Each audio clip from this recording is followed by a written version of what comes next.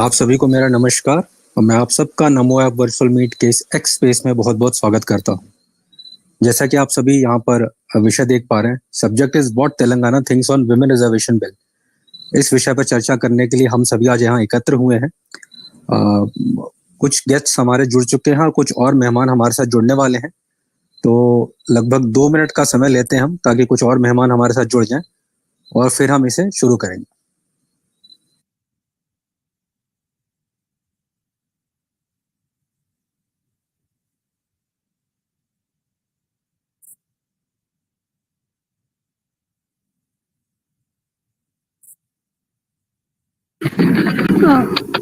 Thank you, Puneet ji.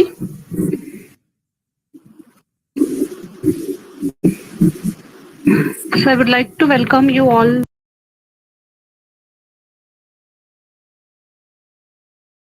to the space.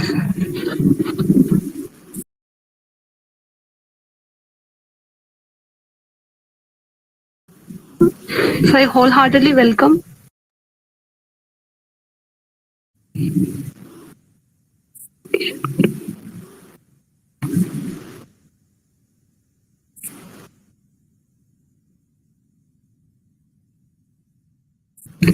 Puneet ji. Ji Tejaswini ji, you are audible. So you may continue, please. Can you please add Kishan Reddy Garu, because I'm unable to add.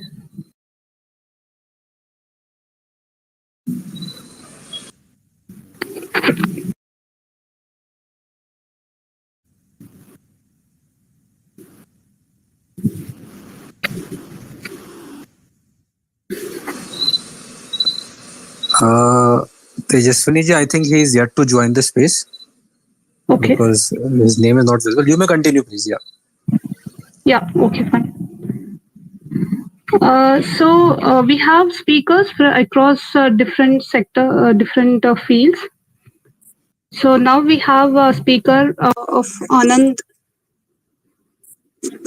Jayant ji to speak on what she thinks on women reservation bill.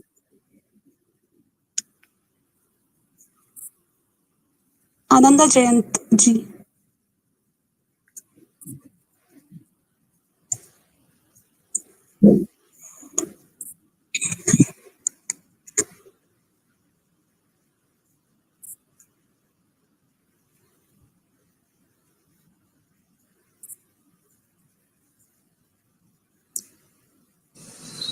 Tejaswini ji, I believe Honorable Union Minister and Telangana BJP State President G. Kishan Reddy ji has joined. So he is in the speaker mode. So Honorable Minister sir, we welcome you on this X space of Namo App virtual meet on the subject of what Telangana thinks on women reservation bill. So if you can please unmute your mic, sir, and please give the opening remarks to all of us. Yeah.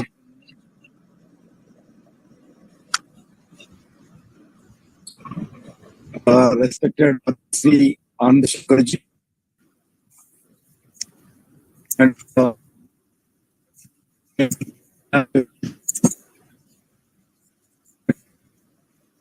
Sri Ram Garu, Sri Sai Krishna Garu, and all my friends who are joining this Twitter spaces today. Namaskar. As we all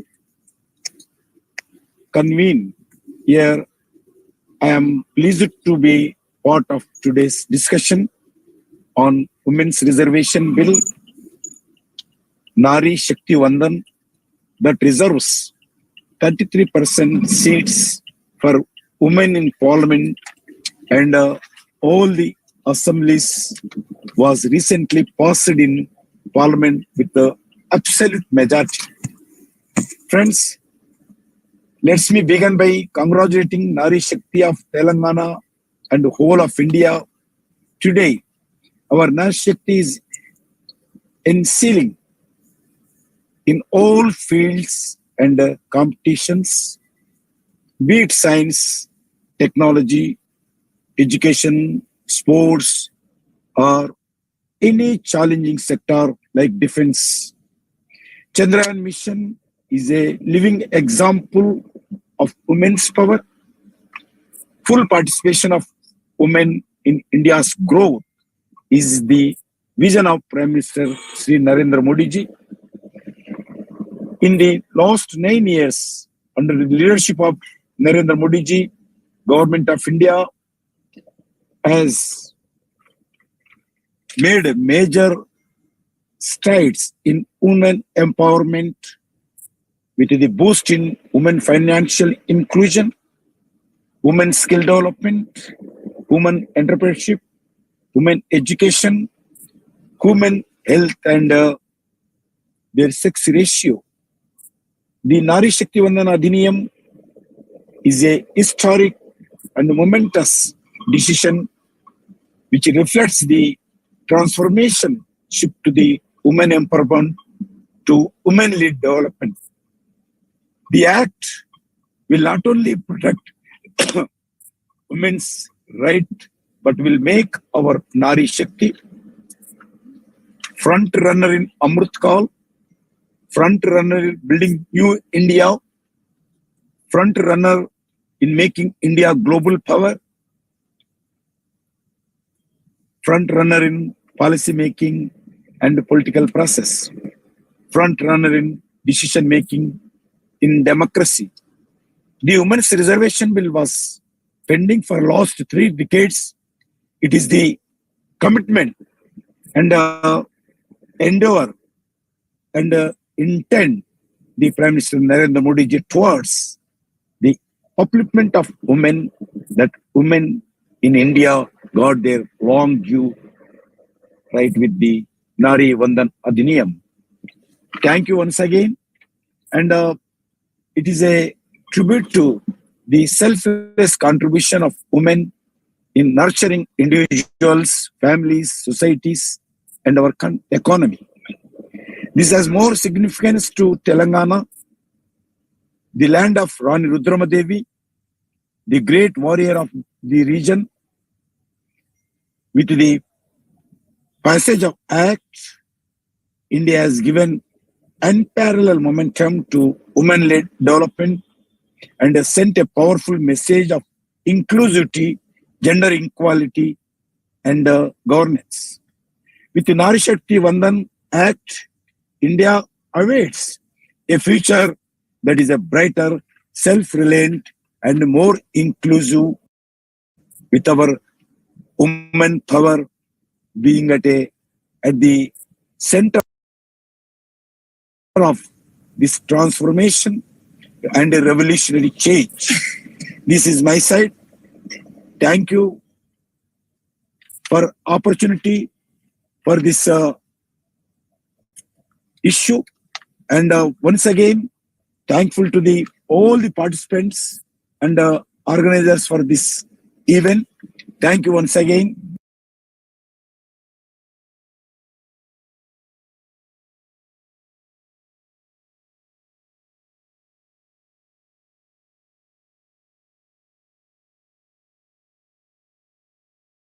क्या सोचता है what Telangana thinks on women reservation bill.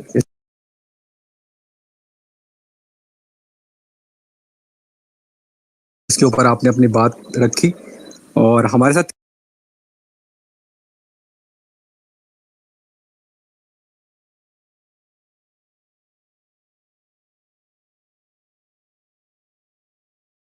Tejaswini ji already जुड़े हुई हैं, तो मैं request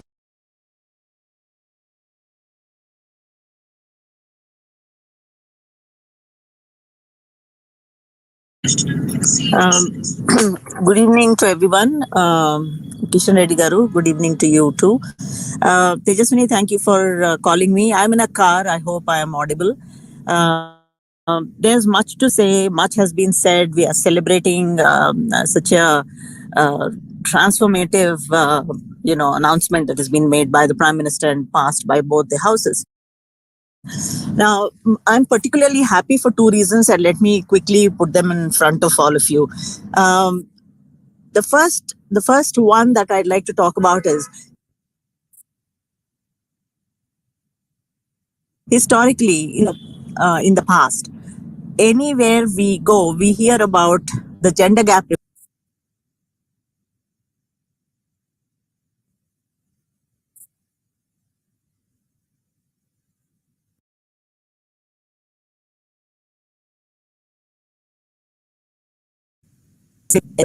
Now, quick, I want to say why what our Honorable Prime Minister has done has addressed the gender gap in a education, on health, on economic participation and political empowerment.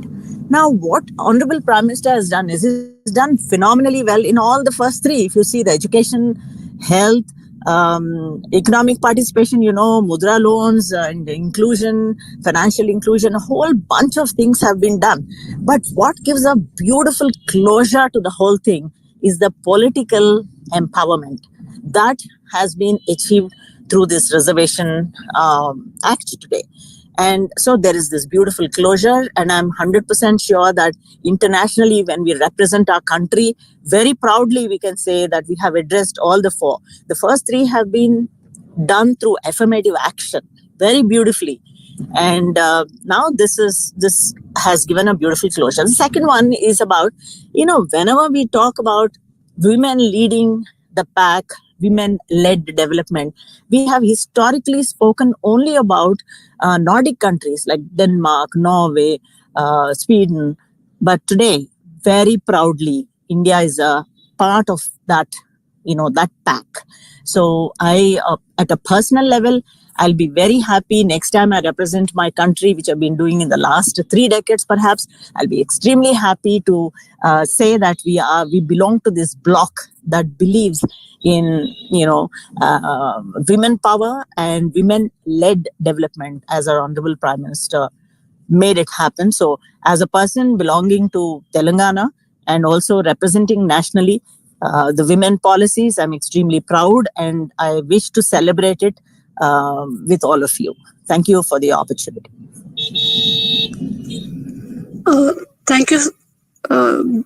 Thank you madam. మీ విలువైన సమయాన్ని ఇక్కడ పెట్టి మీ ఒక మంచి అభిప్రాయాలని పంచుకున్నందుకు. So ఇప్పుడు రాణి రుద్రమ గారిని మాట్లాడాలని కోరుకుంటున్నాను. దయచేసి తెలుగులో మాట్లాడితే మన వాళ్ళకి కొంచెం ఇంకా ఎక్కువ రీచ్ అవుతుంది అనేది ఒక చిన్న రిక్వెస్ట్. రాణి రుద్రమ గారు.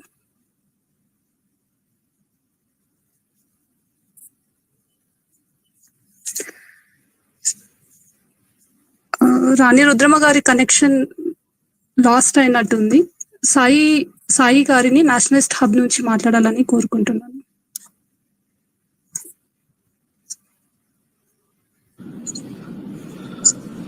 Hello everyone. రుద్రమ గారి కనెక్షన్ లాస్ట్ అయినట్టుంది. సాయి గారిని Nationalist. Hello, am I audible అండి? yes సాయి గారు. యా. అందరికీ నమస్కారం.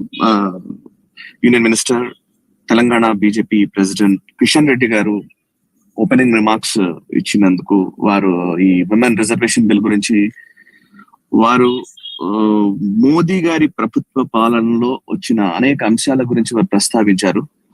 అండ్ కరుణా గోపాల్ గారు చాలా అద్భుతంగా ఈ భారతదేశంలో ఎలాంటి మార్పులు జరుగుతున్నాయన్న విషయం గురించి చెప్పారు. Really wonderful. And first of all, congratulations to all the women, ఈ స్పేసెస్ లో ఉన్న వాళ్ళు కావచ్చు, అండ్ ఈ స్పేస్ లో ఉన్న మగవాళ్ళు ఎవరెవరైతే ఉన్నారో వాళ్ళందరినీ తీర్చిదిద్దినటువంటి మాతృమూర్తులందరికీ కూడా వందనం. ఫస్ట్ వాళ్ళందరికీ కూడా కంగ్రాచులేషన్స్. అండ్ నిజంగా చెప్పాలంటే ఇది విమెన్ మాత్రమే సెలబ్రేట్ చేసుకునే విషయం కాదు, భారతదేశం మొత్తం సెలబ్రేట్ చేసుకుంటున్న విషయం. అండ్ ఫర్ మీ, నాలాంటి ఒక జర్నలిస్ట్ కూడా డెఫినెట్ గా ఇది మనం అందరం సెలబ్రేట్ చేసుకుంటున్న ఈ ఈవెంట్ లో నన్ను మాట్లాడమని పిలిచేందుకు thank you very much Namo app వాళ్ళకి. సో ఫస్ట్ ఆఫ్ ఆల్ నేను 2 అంశాలు చెప్దాం అనుకున్నానండి. యాక్చువల్లీ ఒకటి ఏంటంటే, ఈ 30 సంవత్సరాలు ఆల్మోస్ట్ విమెన్ రిజర్వేషన్ బిల్ గురించి చర్చ అయితే జరిగింది. అనేక ప్రభుత్వాలు ముందుకు తీసుకొచ్చాయి, ఆ తర్వాత దాన్ని అమలు పరచలేకపోయాయి. ఫైన్. బట్ మోదీ గారు 3 రోజుల్లో చాలా సింపుల్ గా దీన్ని అమలు పరిచేశారు. బిల్ పాస్ అయిపోయింది.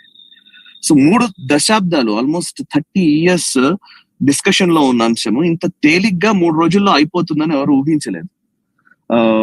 ఒక 25 days ago women reservation bill కూడా వస్తుందంట, స్పెషల్ పార్లమెంట్ సెషన్స్ అంట అన్నప్పుడు ఫస్ట్ నేను బ్రేక్ చేశాము, ఈ విమెన్ రిజర్వేషన్ బిల్ వస్తుంది అని చెప్పి. వేరే 2-3 బిల్స్ గురించి కూడా చర్చ వచ్చింది కానీ బట్ విమెన్ రిజర్వేషన్ బిల్ రాకపోవచ్చు, దీన్ని అమలు పరచడం అనేది అంత ఈజీ ఏం కాదు, మళ్ళీ ఏదేదో సెలెక్ట్ కమిటీకి వెళ్తుందా, ఇంకోటి అవుతుందా అని చర్చ కూడా జరిగింది. బట్ మోదీ హైతో ముమ్కిన్ హై అని ఆయన నిరూపించారు. So that definitely credit goes to Modi government. But అయితే 30 years దీని గురించి చర్చ జరిగింది అని అంటున్నాను కానీ 30 years జరిగిన చర్చ అంతా కూడా పొలిటికల్ పార్టీస్ చేసిన చర్చ, రాజకీయ నాయకులు చేసిన చర్చ మాత్రమే. అబ్జెక్షన్స్ అయినా లేకపోతే చర్చించినా పాజిటివ్ గా అయినా నెగటివ్ గా అయినా రాజకీయ పార్టీలు దీని గురించి ఎక్కువగా దాన్ని ఆపడానికో వ్యతిరేకించడానికో ప్రయత్నం చేశాయి కానీ నిజానికి ప్రజల్లో దీని పట్ల ఎటువంటి అభ్యంతరం లేదు. ఎందుకు అంటే భారతదేశం ఎప్పుడు కూడా అంటే మొదటి నుంచి కూడా, ఇప్పుడనే కాదు వేద కాలం నుంచి ఇప్పటి వరకు ఏ రోజు కూడా ఈ వివక్ష అనే మాట ఈ దేశంలో తెలియదు అసలు. మీరు వెస్ట్రన్ సొసైటీకి ఇక్కడికి కంపేర్ చేసి చూస్తే, ఇందాక కరుణాగోపాల్ గారు యాక్చువల్లీ మనం వెస్ట్రన్ కంట్రీస్ ఏవైతే ఈ రోజు ఉమెన్ కి పెద్దపీట వేసాయో వాళ్ళ లిస్ట్ లో మనం చేరామో అన్నారు. యాక్చువల్లీ టెక్నికల్ గా మాట్లాడితే దట్ ఈస్ రైట్. బట్ నేను కొంచెం హిస్టారికల్లీ సనాతన ధర్మం ఆ ఆస్పెక్ట్స్ లో ఆలోచించి చూస్తే వెస్ట్రన్ సొసైటీ ఎప్పుడూ కూడా బైనరీ లెన్స్ తోనే చూస్తూ వచ్చింది. ప్రతి right or left, black or white, socialist or capitalist, ప్రతి దానికి ఆస్పెక్ట్స్ లోనే చూస్తారు, మేల్ ఆర్ ఫీమేల్ ఇట్లా. బట్ భారతదేశం ఎప్పుడు అలా చూడలేదు. ప్రతి దాన్ని ఈ భారతదేశం గొప్పగా స్వీకరించేదైతే తీసుకుంటుంది అండ్ వద్దనుకుంటే వద్దు. సో రిఫార్మ్స్ అనేవి మన దగ్గర కొత్త కాదు. అదే వేరే దేశాల్లో ఏదైనా ఒక కొత్త చేంజ్ రావాలి అని అంటే ఒక పెద్ద మూవ్మెంట్ జరగాలి. ఇప్పుడు లైక్ బ్లాక్స్ ఆర్ వైట్స్ కానివ్వండి, లేకపోతే ఇప్పుడు అక్కడ యుఎస్ లాంటి దేశాల్లో కూడా ఉమెన్ కి ఓట్ హక్కు రావాలి అని అంటే చాలా స్ట్రగుల్ జరిగింది. చాలా సంవత్సరాల పాటు ఒక మూవ్మెంట్ బిల్డ్ చేశారు, ఒక అజిటేషన్స్ జరిగాయి, నిరసనలు చేశారు, ఎన్నో రకాలుగా ఉద్యమాలు వచ్చిన తర్వాత కానీ ఓటింగ్ రైట్స్ రాలేదు. బట్ భారతదేశంలో ఓటింగ్ రైట్స్ గురించి అసలు చర్చే జరగలేదు. చర్చ జరిగినా కూడా చాలా తక్కువ. కాన్స్టిట్యూంట్ అసెంబ్లీలో జరిగిన చర్చ గురించి పెద్దగా ఎవరు ప్రస్తావించేంత కూడా ఉండదు. సో ఓకే, అవును ఇచ్చేద్దాం, ఏముంది దాంట్లో అన్నట్టుగానే ఉంటుంది భారతదేశం ఎప్పుడు కూడా. సో అది ఏ విషయంలో అయినా వేదకాలం నుంచి ఇప్పటి వరకు మనం గమనించి చూస్తే భారత్ ఈజ్ లైక్ దాట్. ఈ యూనిక్ గా ప్రతి వ్యక్తిని మనం చూడడం కానివ్వండి, ప్రతి చేంజ్ ని అడాప్ట్ చేసుకోవడం కానివ్వండి, ఈ భారత సొసైటీలో ప్రజల్లో ఉంది. కాబట్టి ఇది 3 దశాబ్దాలుగా రాజకీయ పార్టీల చర్చలో ఉంది, అభ్యంతరాల్లో ఉంది, కానీ ప్రజల్లో ఇది అభ్యంతరం ఏంటి, ఇందులో ఏముంది అన్నట్టుగానే ఉంటుంది. యాక్చువల్లీ దీన్ని మోదీ గారి గొప్పతనం నాకు ఈ విషయంలో కనిపించింది ఏంటంటే, ఈ బిల్ చర్చలో వచ్చినప్పుడు మొన్న ఈ 3 days లోక్సభలో కానివ్వండి, రాజ్యసభలో కానివ్వండి చర్చ జరిగిన సందర్భాల్లో భారత ప్రభుత్వం చాలా స్పష్టంగా నెగటివ్ ఆస్పెక్ట్స్ లోకి వెళ్లకుండా, అసలు చర్చ నెగటివ్ గా జరగకుండా ఒక పాజిటివ్ ధోరణితోటే ఓపెన్ చేశారు. అఫ్ కోర్స్ పొలిటికల్ పార్టీస్ ఇంకేవో అంశాలని వాట్ అబౌటరీలోకి వెళ్ళిపోయారు, ఓబీసీకి ఏంటి, అదేంటి ఇదేంటి అని తీసుకొచ్చారు. కానీ బట్ భారత ప్రభుత్వం మాత్రం ఒక పాజిటివ్ యాంగిల్ లోనే ఈ చర్చను ముందుకు తీసుకెళ్ళింది. అండ్ ఎస్, ఈ అమిత్ షా గారు ఆయన ఇచ్చిన స్పీచ్ లో కూడా ఇప్పటి నుంచో మన సంస్కృతిలో ఎంతో మంది మహిళామణుల గురించి ఆయన ప్రస్తావించడం కావచ్చు, ఝాన్సీ లక్ష్మీబాయి గురించో, రాణి రుద్రమ గురించో, లేకపోతే రాణి అంబక్క గురించో ఇట్లాంటివి మాట్లాడుతూ ఒక రకమైనటువంటి భారతదేశము మొదటి నుంచి కూడా స్త్రీ శక్తిని పూజిస్తోంది, మాతృశక్తిని పూజిస్తోంది, నారీ శక్తిని వందనం తెలుపుతోంది అనే ఒక దృక్పథంతో వెళ్ళింది. ఒక పాజిటివ్ యాంగిల్లో ఈ చర్చ జరిగింది అండ్ అట్లాగే బిల్ పాస్ అయింది. అదే వేరే దేశాల్లో అయితే ఒకటి రావాలి అని అంటే ఇంకొకటిని తిట్టాలి. వెస్టర్న్ ఫెమినిస్ట్ కాన్సెప్టే అగేన్స్ట్ ద మెయిల్ అనే ఒక కాన్సెప్ట్ లోకి వెళ్ళిపోయింది అనమాట. ఒక నెగటివ్ ధోరణిలోకి అనేక అంశాలు వెళ్ళడం వల్ల అక్కడ ఇప్పుడు ఆ సొసైటీలోనే కన్ఫ్యూజన్ ఉంది. బట్ భారతదేశంలో అట్లాంటి కన్ఫ్యూజన్ లేదు. యాక్చువల్లీ నిజంగా సొసైటీలో కన్ఫ్యూజన్ లేదు. మనం అనొచ్చు వివక్ష లేదా అని అంటే ఉంది కదా, మరి చాలా సంవత్సరాల క్రితం అంతా ఏదో ఉన్నాయి కదా అని అంటే కనుక ఎస్, అవన్నీ కూడా మనం రామాయణ కాలంలోకి వెళితే మనం సీతాదేవి రావణాసురుడిని గడ్డి పరకతో సమానమైంది నిజంగా మాట్లాడితే. అండ్ మండోదరి రావణాసురుడిని హెచ్చరించింది. అండ్ మహాభారత కాలంలోకి వస్తే ద్రౌపది చేసినటువంటి చర్చ ఎవరూ చేసి ఉండరు నాకు తెలిసి, ఏ విమెన్ కూడా ప్రపంచవ్యాప్తంగా చూసినా కూడా. అండ్ అట్లాంటి అనేక అంశాల నుంచి మనం మొన్నటి వరకు 1943లో అనుకుంటాను మన ఝాన్సీ రెజిమెంట్ నేతాజీ సుభాష్ చంద్రబోస్ ఆధ్వర్యంలో ఏర్పాటు చేసిన ఒక మహిళా రెజిమెంట్ అయినా ఏర్పాటు చేశారు. అండ్ అక్కడ అయిపోయిన తర్వాత మళ్ళీ కొన్ని రోజులు మళ్ళీ మనం దాని గురించి మాట్లాడలేదు. మళ్ళీ 2019లో రిపబ్లిక్ డే పరేడ్ లో మేల్ కాంటింజెంట్ ని ఒక విమెన్ లీడ్ చేసింది. కెప్టెన్ ఒక విమెన్ లీడ్ చేసింది 2019లో. అంటే మనం భారతదేశం అనే ఒక కాన్సెప్ట్, భారతదేశపు ఆలోచనల్ని కనుక కరెక్ట్ పరిగణలోకి తీసుకుంటే ఇక్కడ ప్రతి దానికి ప్రత్యేకత ఉంటుంది, ప్రతి వ్యక్తికి ఇంపార్టెన్స్ ఉంటుంది, ప్రతి వ్యక్తిని మనం ఒక రకంగా చెప్పాలంటే ఇది ఇంక్లూజివ్ అనే మాట ప్రపంచ దేశాల్లో ఎక్కువగా వినిపిస్తుంది. యునైటెడ్ నేషన్స్ లో వీటిల్లో ఎక్కువగా టర్మినాలజీ యూజ్ చేస్తారు, ఇంక్లూజివిటీ అని, ఇంకోటి లిబరల్ థాట్ అని. నిజానికి వాళ్ళు ఏదైతే ఈ రోజు ప్రామాణికంగా స్టాండర్డ్స్ గా చెప్తున్నారో అవన్నీ ఆల్రెడీ భారత సొసైటీలో ఉన్నాయి. సో ఆ అభిప్రాయాన్ని వచ్చే విధంగా మోదీ గారు ఈ బిల్ పైన చర్చ తీసుకురావడము అదంతా చేయడం వల్ల ఒక పాజిటివ్ ధోరణిలో ఈ బిల్ పాస్ అయింది. లేకపోతే మన దగ్గర ఏ చర్చలు వచ్చినా, ఏ యాక్ట్ పాస్ కావాలన్నా కానీ ఒక డిస్రప్టివ్ మోడ్ లోకి వెళ్ళిన సందర్భాలు అనేకం మనం చూస్తాం. బట్ అలాంటిది లేకుండా ఈవెన్ ఆర్టికల్ 370 కావచ్చు, ఇది కావచ్చు, ఎంత పెద్ద విషయాన్నైనా సరే చాలా ఈజీగా సరిగ్గా ప్రజలకు కమ్యూనికేట్ చేయగలిగితే లేదా సరిగ్గా కమ్యూనికేట్ చేయగలిగితే అది నెరవేర్చగలము అని మోదీ గారు నిరూపించారు. అండ్ తెలంగాణ ఏమనుకుంటుంది ఈ ఉమెన్ రిజర్వేషన్ బిల్ గురించి అని అంటే కనుక నాకైతే 2 ఆస్పెక్ట్స్ ఉన్నాయి. ఒకటి ఏంటంటే మూమెంట్స్, చాలా వరకు పొలిటికల్ మూమెంట్స్ చాలా సందర్భాల్లో ఒక్కొక్క సందర్భంలో ఒక్కొక్కలాగా టర్న్ తీసుకుంటూ ఉంటాయి.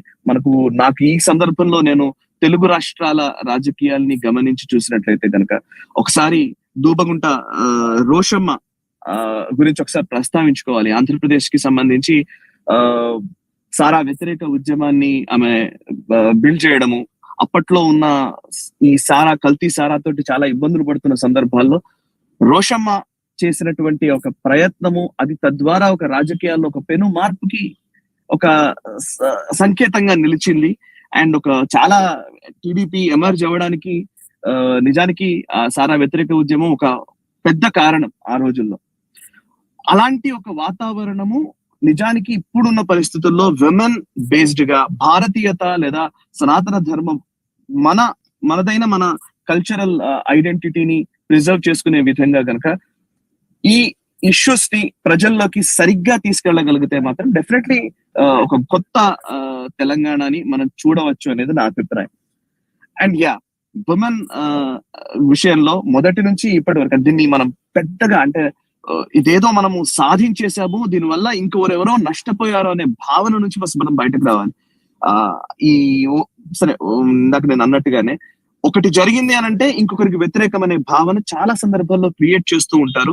ఆ చర్చలోకి మనం వెళ్లకుండా ఒక పాజిటివ్ గా మనం దీన్ని సెలబ్రేట్ చేసుకునే విధంగా మన దృక్పథం ఉండాలి అనేది నా అభిప్రాయం. So and congratulations to all the women and men.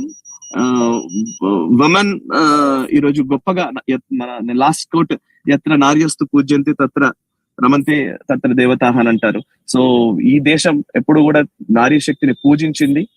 And మనము ఎప్పుడు కొలుస్తాం కదా, 3 అమ్మలు అంటాం మనం. నిజానికి దేవి ఒకరు ఇంటలెక్చువల్ వెల్త్ సరస్వతీదేవి, ఒకరు మెటీరియలిస్టిక్ వెల్త్ లక్ష్మీదేవి. ఈ రెండిట్లో కూడా మనము ఆల్రెడీ విమెన్ చాలా గొప్ప పొజిషన్స్ లో ఉన్నారు. నిజానికి చదువులో కావచ్చు, లేకపోతే సంపాదనలో కావచ్చు, అన్నిటిలో అద్భుతమైన పొజిషన్స్ లో ఉన్నారు. ఒకటి మిగిలింది ఏంటంటే ఎమోషనల్ వెల్త్, దుర్గామాత, పవర్. ఆ పవర్ కి సంకేతంగా నిలిచేటువంటి ఒక పొజిషన్ లోకి విమెన్ ని నరేంద్ర మోదీ గారు ఈ బిల్ ద్వారా తీసుకొచ్చారని నేను అనుకుంటున్నాను. అండ్ ఆ పవర్ఫుల్ భారత్ కి ఇదొక అడుగుగా నేను భావిస్తున్నాను. Thank you very much for giving this opportunity. Thank you so much, Sai Krishna ji, for sharing your views and speaking in length on this subject, what Telangana thinks on Women Reservation Bill. And we have our friend Ambar ji, who is from Hyderabad. So I would request Ambar ji to please take this Spaces program forward. Ambar ji. Thank you very much, Puneet ji. Sai Garu, your remarks were very insightful and very rich of knowledge.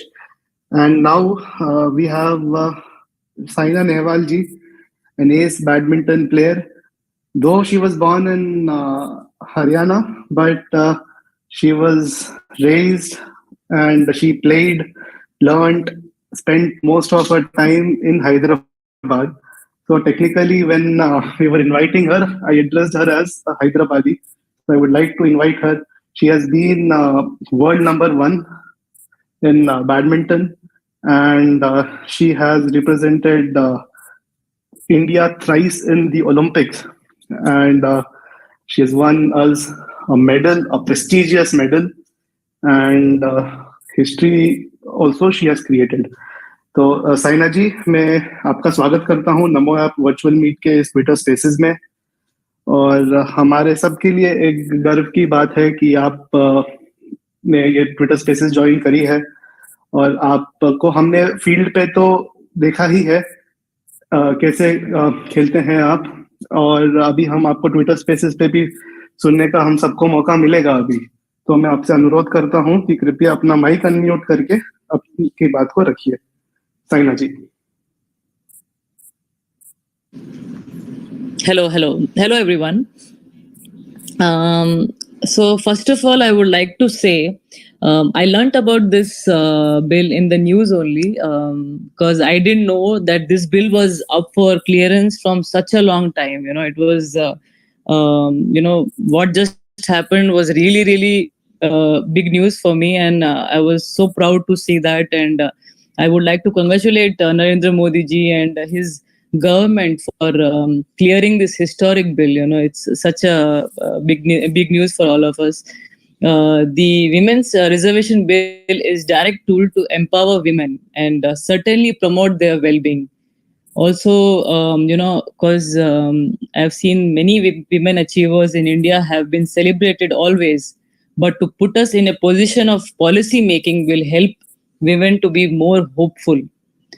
Because we have seen now Draupadi Murmu ji and of course PT Usha ji and Mary Kom ji doing so well, and now we will have so many lot more women to look up to them, and they will also will be dreaming to become like one of them. So it's what else women want. They also want to be equal, and this is a great way to go forward. And this bill will certainly help more women in sports and other spheres to participate directly in the policy making and democracy, which will help in transforming the landscapes of sports infrastructure with respect to women. And I'm so happy and proud to see that now the women in governance will increase because of this particular bill. So what else we want? We want to be there and speaking our mind and changing the society and being the best. So I think Modi ji has done all of that, and now I will want to see a lot more women in parliament speaking out their mind and celebrating each and every moment there. And so as a sports person, I can only say these things because I'm of course not very close to the politics, but whatever I felt, I spoke my heart today, and I'm really proud to be a women today, and seeing these wonderful things happening to us. So once again, I would like to thank Namo app for for calling me today and speaking about the women reservation bill. And I am really proud, and Jai Hind. And I just hope that the women go all out there and prove themselves. So thank you so much. Thank you.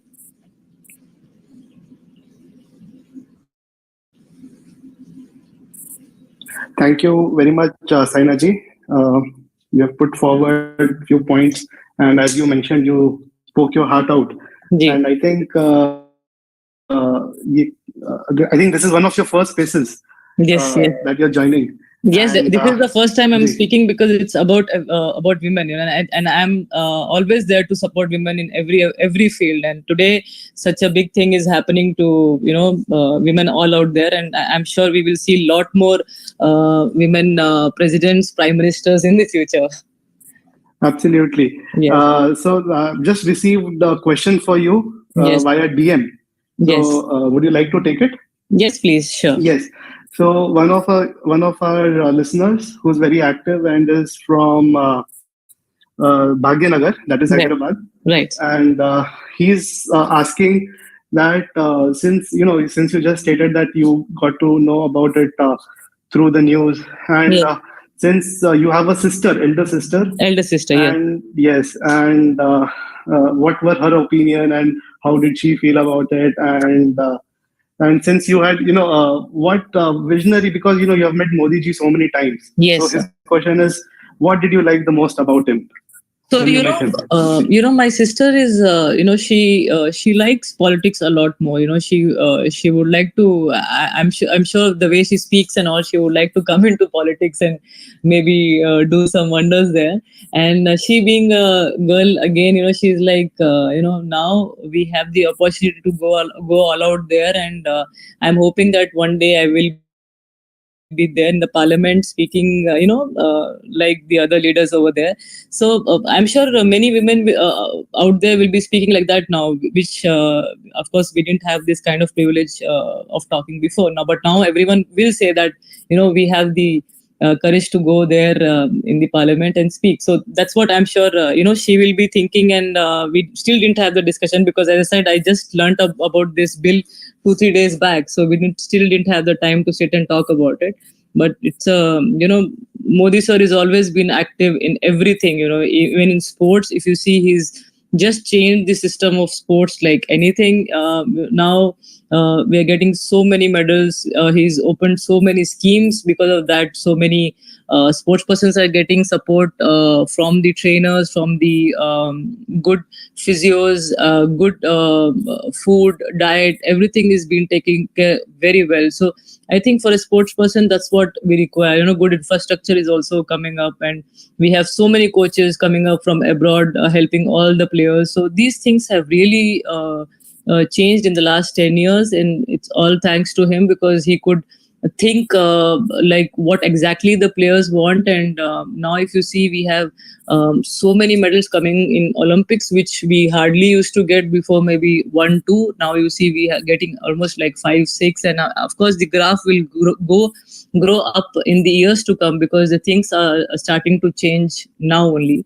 And for a sports person, what I see in my field is changed drastically, and I can only see that the players are really happy with the support. And me personally, after the World Championships silver medal, I had the privilege, to go to him and speak something about my tournament, and he also was really happy that day, and he was telling me that I watched all your matches. So we need such kind of personality behind us, supporting us each and every time. Of course, he's busy with so many things, but he came forward and supported us in a big way, and now he's done this to women. And I'm sure in the future we only have good things to see under his governance. Thank you very much, Sainaji. And we hope that you'll stay for some more time and listen to the other speakers and take a few more questions. Yeah. I hand over to Puneet-ji. Thank you so much. Thank you so much, Sainaji.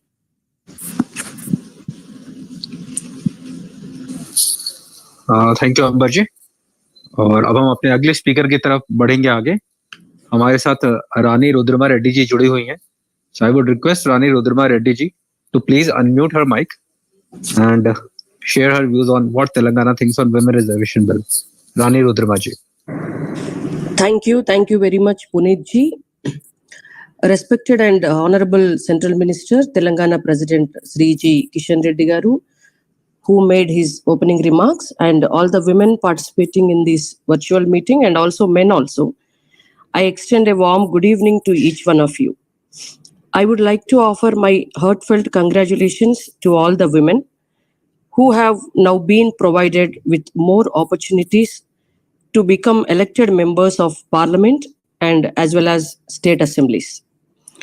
First and foremost, I would like to express my gratitude to the Honorable Prime Minister, Shri Narendra Modi ji, for his strong role in passing the Women's Reservation Bill.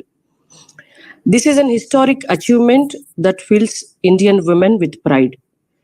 This historic decision was made under the leadership of the Bharatiya Janata Party government, with Narendra Modi ji at the helm. It has been 75 years since India gained independence, and for over 60 of those years, the Congress party ruled the nation. Unfortunately, during their tenure, they did not take the necessary steps to garner support for this important bill from their alliance partners. In the past, the BJP party had introduced the bill, but it did not pass.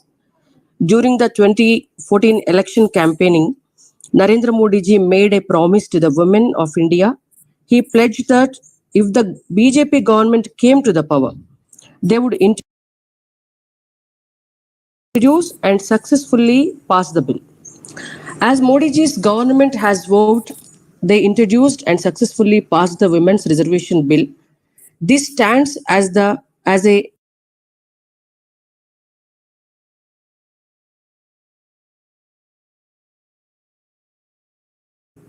testament to Modi ji's unwavering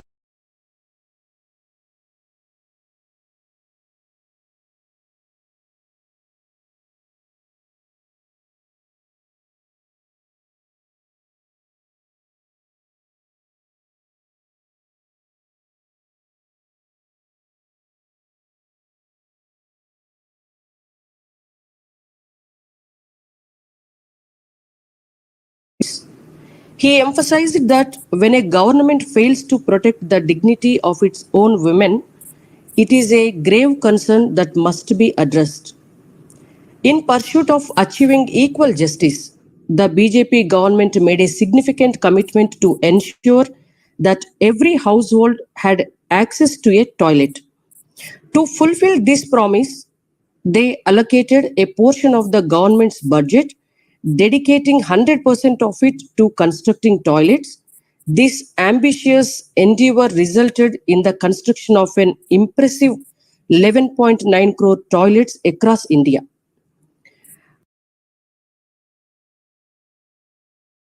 Additionally, they took steps to ensure smoke-free homes and provided 11 crore 18 lakhs gas connections to women all across the country.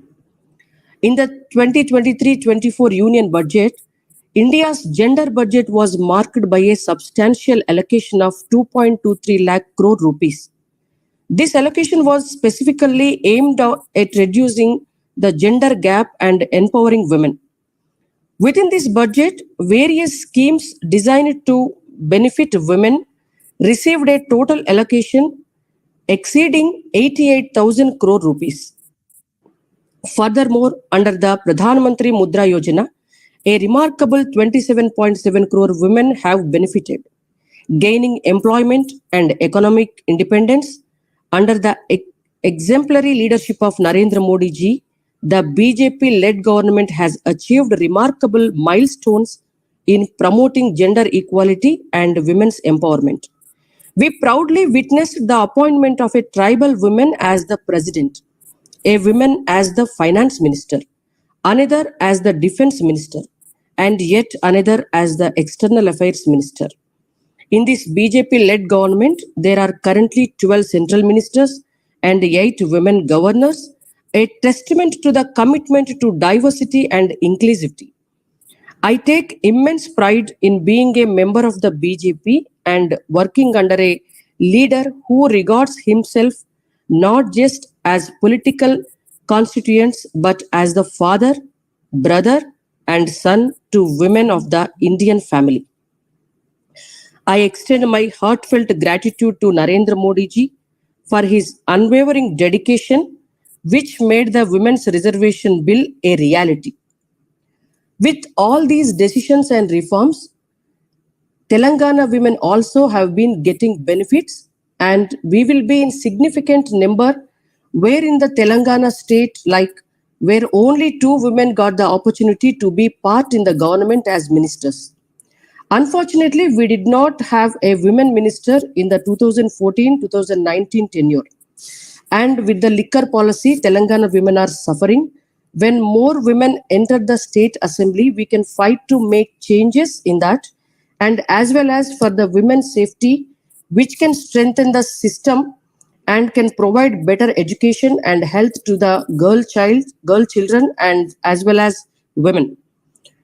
And finally, I extend my thanks for his visionary leadership, which has paved the way for greater gender equality in our nation. Behalf of Telangana women, very much thanks to Narendra Modi ji and the BJP-led government. Thank you. Thanks for giving me this opportunity.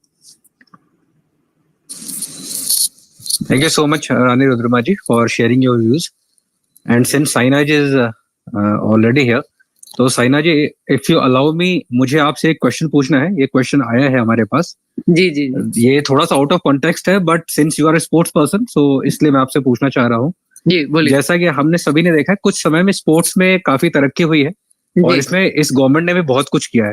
तो how important is the support and motivation of the leader, and specially in women sports, because a lot many girls have also shined in recent years. तो इस पे we would like to know your remarks. तो देखिए, not many girls का ही medal आए I think last 2-3 Olympics में ज्यादा. तो लेकिन ये एक बहुत इंपॉर्टेंट चीज होती है when you are playing for the country, when you are representing country. It's like you are sacrificing so much of time in doing one thing, and आपको लगता है कि आप सेम चीज रिपीट कर रहे हैं on repeat every day. You are doing 13 to 14 hours session every day. You are putting your physical and mental all out over there every day. So you need such kind of support from outside also, like from government, from private sectors, to come out and support sports persons. क्योंकि अगर आप देखें तो China में we are getting 100 medals in Olympics. तो उनके हिसाब से तो वी आर जस्ट गेटिंग 5-6, तो कम लगता ही है ऑफ कोर्स. बट अगर एक ऐसा लीडर हो जिसका वो विजन है कि नहीं, मेरे कंट्री को भी I have to make sure that हमारे पास भी इतने सारे मेडल्स आए, हमारे जो यूथ हैं, जो टैलेंटेड है, वो मतलब उनके पास ये ऑप्शन ना रहे कि या तो मुझे इंजीनियर बनना है या मुझे स्पोर्ट्स पर्सन बनना है. तो देयर शुड बी अ वे कि उनको भी ऐसा लगे आई हैव दिस सॉर्टेड, मैं अपना लाइफ करियर पूरा इस पे लगा सकता हूँ, and I can achieve something in this particular field. क्योंकि अभी अगर आप देखें तो हमें क्रिकेट में इतना कुछ देखने को मिलता है कि सब प्लेयर्स को इतना सपोर्ट मिलता है. They get so much when they play this tournament, that tournament. तो ऑफ कोर्स वो छोटे बच्चों में तो नहीं, बट उनके पेरेंट्स में जरूर वो थॉट आता है कि क्या मैं अपने बच्चे को स्पोर्ट में डालूं कि उसको वो एंकरेजमेंट मिलेगा फ्यूचर में कि वो एक बड़ा प्लेयर बन सकता है, या उसको वो रिटर्न इस स्पोर्ट से मिल सकता है कि मैं वो एक फ्यूचर में इसको ऑल आउट एक स्पोर्ट्स पर्सन बना सकूं. तो there are lot many doubts in parents mind. I can understand that. मैं अपने आप को बहुत I feel I was destined to be a sports person. तो मेरे पेरेंट्स ने मुझे उस टाइम पे सपोर्ट किया जब इस पर्टिकुलर स्पोर्ट में कोई कोई अच्छा कर नहीं रहा था. We only had like Chinese, Koreans doing well in badminton. वहां पे जाके मेरी मम्मी ने सोचा कि मुझे तुझसे ओलंपिक मेडल चाहिए. तो she was always there to support me and help me also when she knew कि sport में इतना कुछ मुझे maybe ना मिले in the future. But अभी the things have changed so much with Modi sir. If you see, he is particular about each and everything. उन्होंने जहाँ तक प्लेयर्स के लिए टॉप स्कीम तैयार किया है, और 2-3 स्कीम, जैसे मैंने खेलो इंडिया स्टार्ट किया है. तो इतने सारे स्कीम्स आ गए हैं कि अब आई एम श्योर पेरेंट्स को भी लगता है कि मैं अपने बच्चे को बैडमिंटन वर्ल्ड चैंपियन बना सकूं, या टेनिस में कुछ चैंपियन बना सकूं, या रेसलिंग में, या टेनिस में, या सॉरी बॉक्सिंग में कुछ बना सकूं. तो देयर ऑप्शंस हर एक स्पोर्ट के लिए खुल गए हैं, जो I would say 15-20 years back इतना नहीं था. वी डिडंट हैव दैट कि इसको will she be so good in the future कि वो अपने लिए कुछ कमा सके या कुछ कर सके. नहीं तो ऑप्शन तो हमेशा वही रहता था, मेरे पापा साइंटिस्ट हैं तो मैं डॉक्टर बन जाऊं या इंजीनियर बन जाऊं. हमारे कंट्री में इतने इंजीनियर्स हैं, डॉक्टर्स हैं, but we don't have so many sports persons. तो वो माइंडसेट चेंज होना चाहिए था. And I am sure last 10 years में जो रिजल्ट्स आ रहे हैं लेडीज के भी, और आप देखिए मेल के भी, बहुत सारे हमारे अचीवमेंट्स हैं जो हम अच्छा कर रहे हैं. आप बैडमिंटन में ही देख लीजिए, इतने, मैं वर्ल्ड नंबर 1 बनी, फिर श्रीकांत बना, फिर टॉप 30 में we have so many badminton players who are doing well. तो this is only because of the support of our leader, and of course जो उनके मोदी सर का विजन ही होगा कि मुझे भी अपने जो प्लेयर्स को है फ्यूचर में एक इतने सारे मतलब अपनी कंट्री में इतने सारे मेडल्स आने चाहिए कि हम भी चाइना से या ऑस्ट्रेलिया से या यूएस से compete कर सके. And I am sure we are going in the right direction. एंड जरूर एक टॉप प्लेयर के पीछे एक टॉप लीडर का होना जरूरी है. And I am sure he is thinking that way. And इसलिए अगर आप देखें जब भी हम जीतते हैं वो हमें फर्स्ट कॉल करके बोलते हैं कि मैंने आपका मैच देखा और पूरा मैच देखा और सब डिटेल्स में बताते हैं. जहां तक आप सोचते होंगे कि वो प्राइम मिनिस्टर है इंडिया के और इतने बिजी होंगे, वो हमारा मैच देखते हैं और हमें डिटेल्स में समझाते हैं. तो दिस शोज कि उनको कितना इंटरेस्ट है हर एक चीज में और इम्प्रूवमेंट में बहुत इंटरेस्ट है. That is what is I think we like the most. Thank you so much Saina ji, आपने अपने व्यस्त शेड्यूल में से समय निकाला because we came to know that you are travelling also, but फिर भी आपने समय निकाला और आपने विस्तार से बताया and you took the questions as well. So that is so kind of you, and we from the entire Namo App Virtual Meet team, we thank you for participating in today's event. Thank you so much, Saina ji. Thank you. Thank you, sir, for having me. Thank you so much. अब हम अपनी इस चर्चा को आगे बढ़ाते हैं और हमारे साथ श्रीराम करी गारू जुड़े हुए हैं. So I would request Shriram ji to please unmute his mic and share his views, thoughts on what Telangana thinks on Women Reservation Bill. To all my sisters and brothers of India, a hearty congratulations. We are in the middle of the auspicious Ganesh festival. So Telugulo Cheppalante andaki Subhakankshalu. Vinayak Chavithi Subhakankshalu. Anything good in India begins with Ganesh Puja. I would like to take a step back. And just to assure you Puneet ji, मैं अंग्रेजी, हिंदी और तेलुगु तीनों भाषाओं में थोड़े थोड़े करके अपनी बात को प्रस्तुत करने की कोशिश करूँगा. 100 years back, 1923, if we can all go back mentally and ask ourselves, at that time, maybe your great-grandmother was in her 20s or 30s. Or for some of you are very young, maybe your great-great-grandmother, 100 years back. How empowered were they? Empowered not just politically, but in every aspect and walk of life. If you looked at all the professions they were, and there weren't too many professions then, you won't have a profession like nuclear scientist, a space scientist, or a software architect, much less so an MLA or an MP. How empowered was my great-grandmother. And today when I think about my wife, my sister, and in the future, if I think in the next 25 years, what my daughter or daughter-in-law would be, I'm filled with pride and hope. The progress our country has made in the last 100 years, singularly, if some segment of society, and we are talking about half our society, their lives have changed, transformed, metamorphosized beyond recognition, even if we will have to concede that a lot more has to be done. पिछले 100 सालों में इस देश ने महिलाओं की प्रगति के क्षेत्र में जितना विकास किया है, उसे सोचकर, उसे देखकर, उसे समझकर हर भारतवासी का दिल गर्व से भर जाएगा. पर उस वक्त उन्हें यह भी एहसास होगा कि देश को, समाज को बहुत कुछ अभी भी करना बाकी है. और इस हिसाब से देखा जाए तो हम एक ऐतिहासिक पल और क्षण में हैं, जहां हम पीछे मुड़कर देखें तो हमने काफी कुछ हासिल किया और आगे देखें तो बहुत कुछ हासिल करना बाकी है, और एक विश्वास है कि हम कर पाएंगे. So today we are confident. This tipping point, two aspects, like I said. One is political empowerment is the apex in the entire initiative, set of processes, set of rules, set of changes that can empower women. And if you see political history, it is amazing that every single party, in their own ways, for their own particular set of reasons, have made their contributions. At some point of time before independence, when Congress was the only party, it had presidents, some of them not even in India. Somebody like Annie Besant was national president of the Congress party. For a variety of reasons, extraordinary achievement, if you think, or Sarojini Devi Naidu, being from Hyderabad, it's a close connection. India and Asia, especially the Indian subcontinent, has been extraordinary that we have achieved an extraordinary amount of political empowerment of women because of other reasons, of course, reasons of family, reasons of dynasty.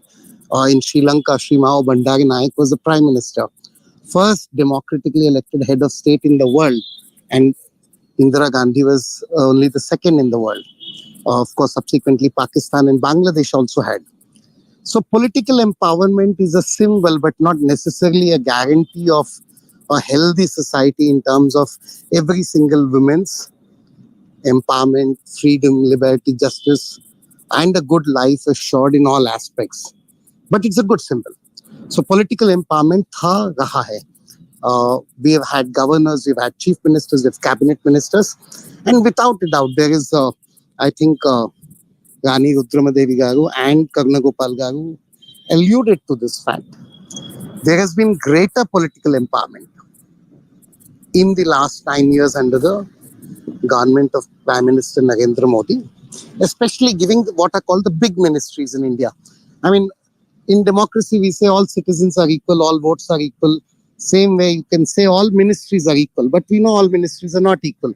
Finance, defense, the home, these are considered far more crucial. So to have a full-time independent defense minister, a finance minister, who was also a lady, but rose there because of merit, not because of gender, is an extraordinary achievement. I think, therefore, there is little doubt in the minds of most common citizens who are neutral that this government has women empowerment and desire to make things better for women at its core of the soul of this government's agenda.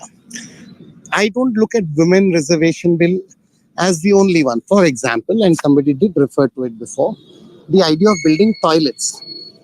Now you can argue that toilets empower men and women equally. But no, it's an extraordinary act which focused on really removing a shameful indignity from the lives of women. Toilets were singularly the most pro-women focus and thrust in policy making, lawmaking, and executive work done in this country since independence. But like I said, a lot of other people did different things. For example, we are part of Telangana today, which is part of Andhra Pradesh, where N.T. Ramarao almost 3.5 decades ago gave equal property rights and inheritance to women, which is an extraordinary move. If you see the removal of triple talaq, I know it concerns only about 7 to 9% population, in the sense Muslim women, but it's an extraordinary act of empowerment. These are all equally, if not more important than reservation for women in assemblies and parliament, which I will not undermine. This bill, people have spoken about it. We all aware of the history, the presentation of this bill during the Devegowda government in 96, its lapses. Under the Vajpayee government, it was brought into Loksabha, it lapsed. Then as a strategy, Congress brought it in the Rajyasabha, hoping it will stay. It did not muster. And finally, of course, we are in that extraordinary month where the new parliament building has been inaugurated. We moved into it. And I think 25, 30 years later, most of you, when you recall the new parliament, and people, your grandchildren maybe will ask you, what was the first great thing that happened in a new parliament? I'm sure without a doubt you'll say the most amazing thing was the day we moved into the new parliament. We decided enough time has happened, enough time to make women wait, to take 33% seats in every single state assembly, the union territories, including Delhi, and the parliament, the Lok Sabha. And our government decided to pass bring that bill and pass it into an act. I think it's an extraordinary week. And yes, everybody who's congratulated women before me was having their heart and mind in the right place. I think it is an extraordinary feat. Some people did speak because this is about Telangana. Telanganalo manaku oka బాధాకరమైన విషయం. తెలంగాణ వచ్చింది 2014లో ఒక extraordinary moment మనకి. గర్వపడ్డాం, ఆనందించాం. But first government లో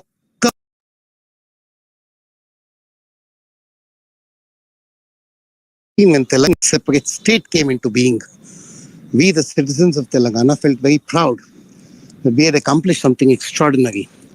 But we also lived along with that pride with the shame that our first state government from 2014 to 18, it did not complete its term, did not have a single women minister. In fact, the first women minister in the BRS government, which happened after the election, was a Congress MLA. So a very ironic kind of state of affairs. And to think that this bill has the potential to change it.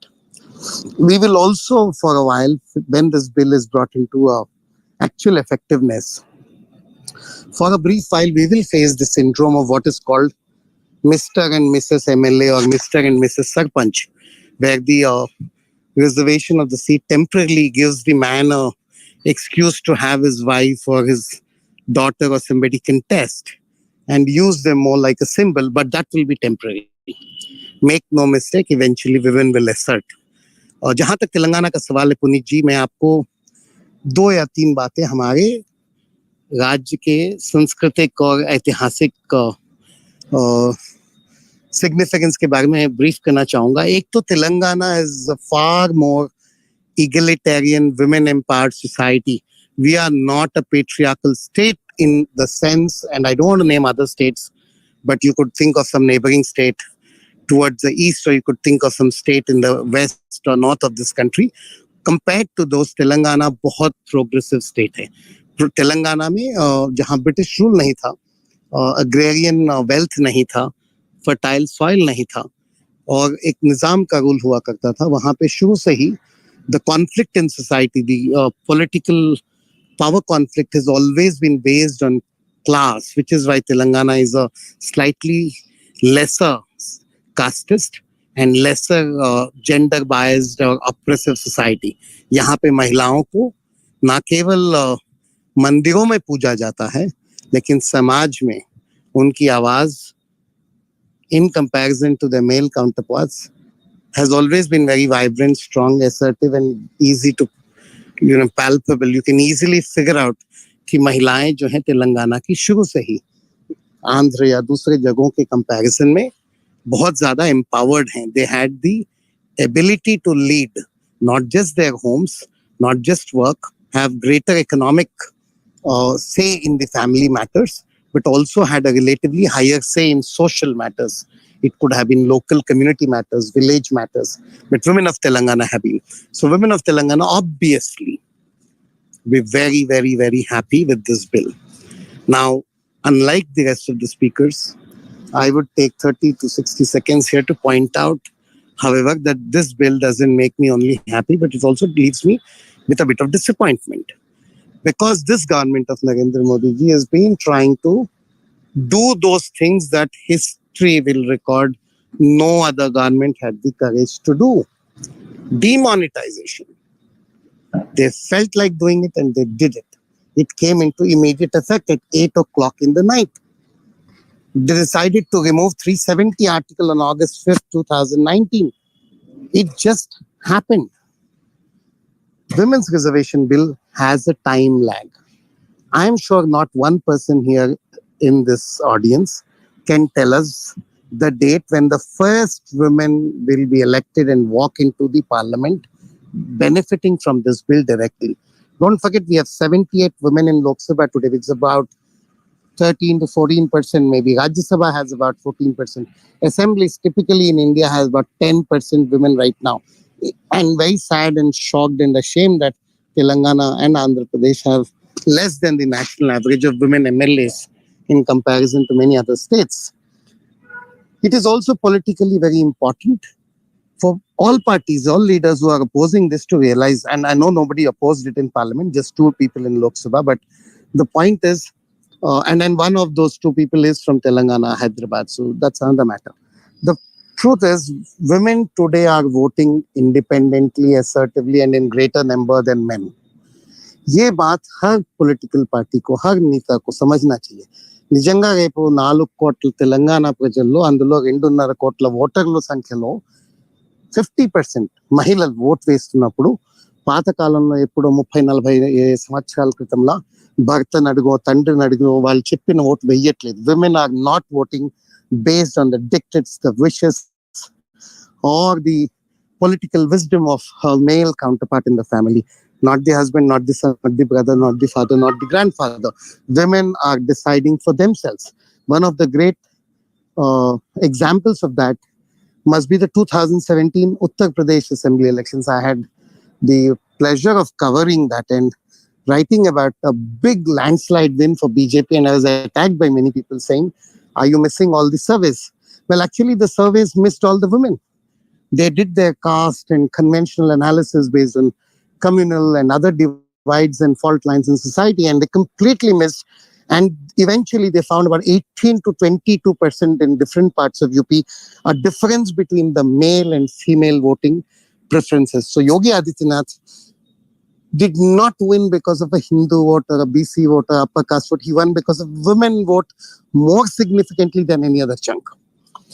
This is something politicians in the South, M.G. Ramachandran, to some extent Karunanidhi, N.T. Ramarao, Jayalalitha, to some extent Jagan Mohan Reddy, Chandrababu and K. Chandrasekhar Rao have all understood that women decide the government. Men can be fixed with money, with alcohol, etc., etc. But women more likely to reward governments which deliver, which make a difference to their lives, which makes a difference to core issues of education, infrastructure, security, etc. So more women in parliament, more women in assembly is good for family, is good for society, is good for local communities, is good for the city, village, town, state, and therefore the country. The truth also is that on one hand, we have worshipped women or talked about worshipping women, but we've also been a women. The word wouldn't be phobic, but it's a kind of society which has also been very hypocritically ensuring women suffer a lot in every walk of life. Lack of safety, lack of security, lack of equality. But different women in India face different set of problems. Sportswomen would face different set of problems. Politicians face different. Even scientists who have achieved so much would have their own set of issues. I think women at helm of political power would be able to catalyze, bring forth greater change in society, impacting society, corporations, families, municipal corporations, local governments, far better than men, and it'll be good for everybody. So congrats to the government. I wish there was a date. We wish it wasn't linked to the delimitation census and other things. The justification given by the government for not doing it today, doing it for the next assembly election in a few weeks, or the next Lok Sabha election is not strong enough. Women have waited long enough. Yes, it has been brought into effect. We are very grateful, but we'll have to wait a little more time, maybe 10 years, I don't know. Nobody knows when, as I said, the first reserved seat would go to vote and a woman would get elected because of this bill. But it will happen. And to that extent, this government and all of us here need to be congratulated. So sisters and brothers of Bharat, a very happy moment for all of us. I hope this bill achieves a dream and erases a pain that I have felt. As a child, I used to listen to my grandmother and I felt she could have contributed the way she did to the family, to society. There was no way she could have had a political career. I've seen my mother and I wish there were more progressive moves and more economic opportunities for my mother. She could never go out and work. But today when I look at my wife, today when I look at my sister, and tomorrow when I think of my daughter or daughter-in-law, I think they live in a far more empowered society. And most certainly thanks to this government and to all the governments and all the political parties, regional parties, which have had women chief ministers, Mayawati, Mamta Banerjee, Jayalalitha, everybody, each one of them. Some of them, yes, were dynasts, some of them were not dynasts, and so on and so forth. But all of us have made a difference. I'm very happy to say that 100 years, when we have that kind of a picture, 1923 to 2023, we have made a lot of strides. We are aware of the challenges. I hope all challenges ahead would be met faster, better. And India would be proud, a Vishwaguru, when it can say, not just in the Vedas, but on the streets, in the homes, in the offices, in parliament, in assembly, we actually behave like people who mean when we say Yattu Nari Pujayante. Thank you so much. Thank you so much, Shri Ramji, for sharing your views in detail. And since you already covered the Women Reservation Bill and what Telangana thinks as well, and we truly believe in our leaders' vision and course of action. And since this bill became a part of Constitution, so it will be eventually implemented too. So let's wait and we will see its implementation as well. और हमारे साथ बहुत सारे लोग जुड़े हुए हैं. मैं सभी से अनुरोध करूंगा, रिक्वेस्ट करूंगा कि वो बने रहें. हमारी कोशिश रहेगी कि हम सभी स्पीकर्स को एक एक करके ऐड करते चलें और उनके विचार, उनके थॉट्स सुनते चलें. तो अब हमारी अगली स्पीकर प्रिया जी हमारे साथ जुड़ी हुई है. So I would request Priya ji to please unmute her mic and share her views. Thank you. Good evening, one and all. Am I audible? Yes, ma'am. Yeah, thank you, Molody app, the Namo app, for giving me an opportunity. When you compare all the speakers who have spoken till now, they have achieved a lot of things in life. I am just an ordinary person, so I'll be giving my views as an Aam Aadmi, let's say Aam Aurat, on the Women's Reservation Bill. On the outset, hearty congratulations to the Modi government for the historic bill, which after, it's not decades, I say 75 years wait, it just took 3 days to be passed in both the upper house as well as the lower house. So we have to give credit where it is due. And as they say, success has many fathers, but failures none. It was some leader's dream. Sonia Gandhi said it was Rajiv's dream. Some leader's initiative, some leader's action, but it took a Modi government to pass the bill. So we need to give the credit to the Modi government. Coming to the bill, Nari Shakti Vandan Adhiniyam, it celebrates Nari Shakti.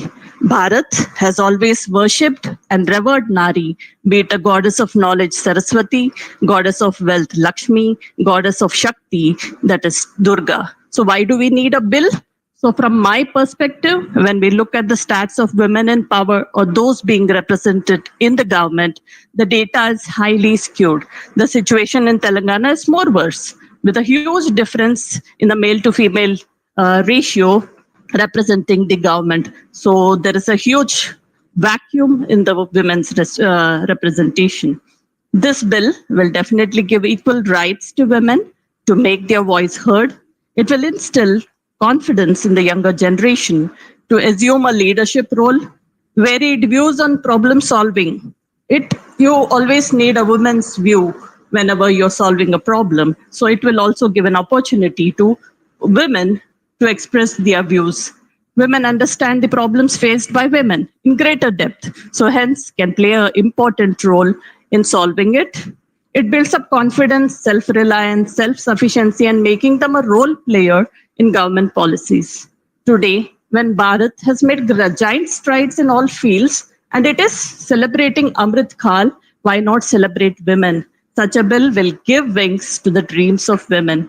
As in Modi ji's own words, quote unquote, today, from Parivar to Panchayat, from economy to education, entrepreneurship, our women are doing unprecedented work in every field. Women have played a huge role in taking India to the moon. I have faith the women power of a nation will also establish novel and constructive parliamentary traditions. So I would like to conclude by a quote, if you empower a woman, you empower a nation. So this bill might give us confidence, give us inspiration for many of us, the common women over here, to do better in life, to put forward our problems, to make our voices heard here, and see that we excel in all the fields. Today we see women in the space. We would like to see more representation in the parliament too. Thank you. Dhanyavad. Jai Hind. Thank you so much, Priyaji, for sharing your thoughts and concluding with the beautiful lines that if you empower women, you empower the nation too. Thank you so much for sharing your thoughts. And now we move to our next speaker. We have Suresh Ji. So I would request Suresh Ji to please unmute his mic and share his views and thoughts on what Telangana thinks on women reservation bill.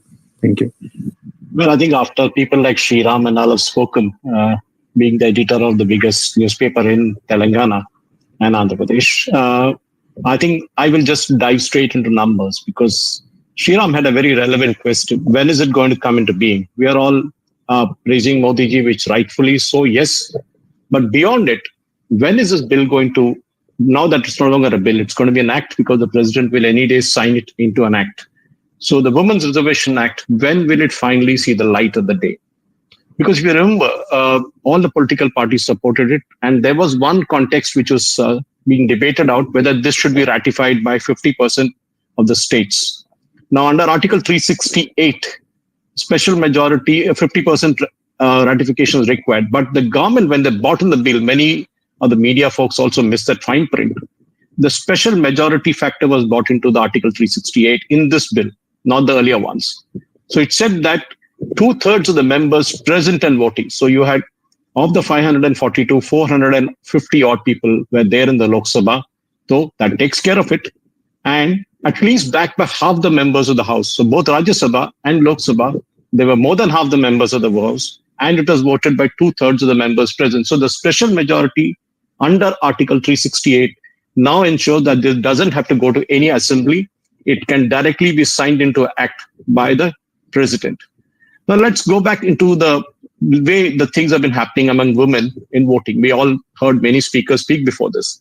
In 1962, when the rates of participation of women were looked at, there were only 46% of the women voted in the Lok Sabha elections, whereas 63% of the men voted.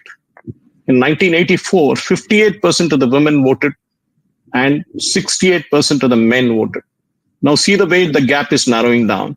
The gap narrowed down for a difference of 16.7 in 1962 to 4.4% in 2009. And when it came to the 2014 election, 65 to 67. That means we are just almost touch and go with the men and women. But still, the today's Lok Sabha, the present Lok Sabha, the 2023 Lok Sabha's composition shows that only 15% of the total number of members of parliament are women, 1-5. So there is a similar gender disparity in almost all the state assemblies, including Andhra Pradesh, Arunachal, Assam, Goa, Gujarat. We can go on with a Dobby list of all the things, where the female representation, the women's representation falls below 10% in the respective state assemblies. Now, when you look at the Lok Sabha MPs, history of it, when you look at the first Lok Sabha, there was merely 5% women in the first Lok Sabha. And if you remember the Constituent Assembly debate, there was only Sarojini Naidu sitting in the first bench of the Constituent Assembly debate. There was no other woman seen. Maybe there's some people at the back. But that to the 17th Lok Sabha, which is the current one, is now at 14%.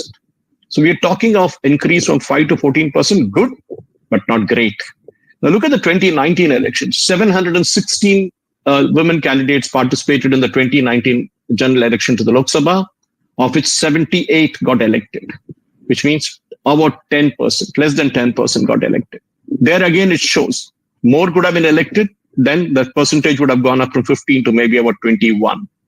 Now, if you look at the entire thing, that is a good number, because in 2014, there were only 64. So you're talking of a quarter, increase of a quarter in the numbers. Now, when it the 50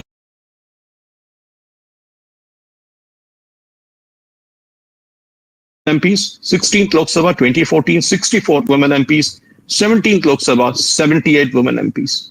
So, but there is very, very interesting thing. There's a party in Tamil Nadu called Tamil Kachi in Tamil Nadu. In the 2019 Lok Sabha election, they fielded 50% women candidates of the total. For them. It's immaterial whether they won that seats. It's not, everybody knows, but they fielded it. And it was the first party in India that offered an equal number of seats to men and women. I feel many parties need not have waited for the reservation bill to come. They could have just offered it straight away, saying we offer 30% or 33% above. So we are looking at parties like IUML from Kerala, because I originally hail from Kerala. In fact, I should have asked at the start, should I speak in Malayalam, Telugu matladamantara lekunte Tamil pesanuma illana speak in English. But anyway, I started in English, so I assume that it go good. The IUML in Kerala, the Indian Union Muslim League, which is the original party of Muhammad Ali Jinnah, which still exists in Kerala, which supports the Congress party and Rahul Gandhi in the Wayanad Loksabha, has no representation of women in the respective party, not even in the Kerala Assembly. It's only in the last Assembly election, they put up one candidate in a very weak seat and she predictably lost. MIM, we all know, two of them opposed the voting in the Lok Sabha, and they don't have any women's representation in their Assembly or Lok Sabha. Now, Shriram was speaking about when will this actually happen? When will this act finally see that 33% come into effect? If you remember, the last delimitation exercise in India took place in 1976, and our population then was 44 crores. The current constituency boundaries are based on a 2001 census data. That means our population was then at 102 crores. Though a constitution amendment was brought in 2002, the delimitation was frozen until the first census conducted after 2026. Now, Amit Shah ji made a very, very pertinent point in the Lok Sabha debates and even in the Rajya Sabha. He said, as soon as the census is done, the delimitation will start, which means 2024, the moment the Lok Sabha elections is over, the census is likely to finish in 1.5 years using technology, no longer paper-based stuff. We are immediately likely to see a delimitation exercise happen, because in 1951, if you recollect, we had 17 crore voters. In 2019, we have 91 crore voters. Look at the increase, six-fold increase. And today we have 95 crore voters as of January 1st, 2023. But the tragedy is that almost 1/3 of these people never vote, mostly youth, urban areas, and migrants. So technically, we are still 30% drop in voting share. So definitely what is going to likely to happen, the hint of that actually is in the new parliament seating capacity of the Lok Sabha. It has a seating capacity of 888. 888. Why 888? When you are only 542 now. Obviously, that would give you a hint as to what would be the new Lok Sabha post-2024 delimitation or 2026 delimitation look like in time for the 2029 Lok Sabha election. My calculation, the way I look at it, is that men don't want to lose their seats. So increase the number of seats by 33% for women, which means 180 seats in the present Lok Sabha will be increased for women, which means there will be 722 seats in the new Lok Sabha. Now, I may be wrong, but it may go up but not go down. So predictably, my hunch would be that it would be around 800 seats, or maybe even less, slightly at 780 seats. So if you look at the reservation for scheduled castes, which is at 84 seats, and scheduled 47, that's also likely to go up, because in the Women's Reservation Act, it clearly mentioned that there's a reservation within the quota itself for women. So that numbers is likely to go up. The women numbers are likely. And as all of us know, there is no caste or gender-based reservation in the Rajya Sabha. Rajya Sabha has no SC/ST, no OBCs, no women reservation.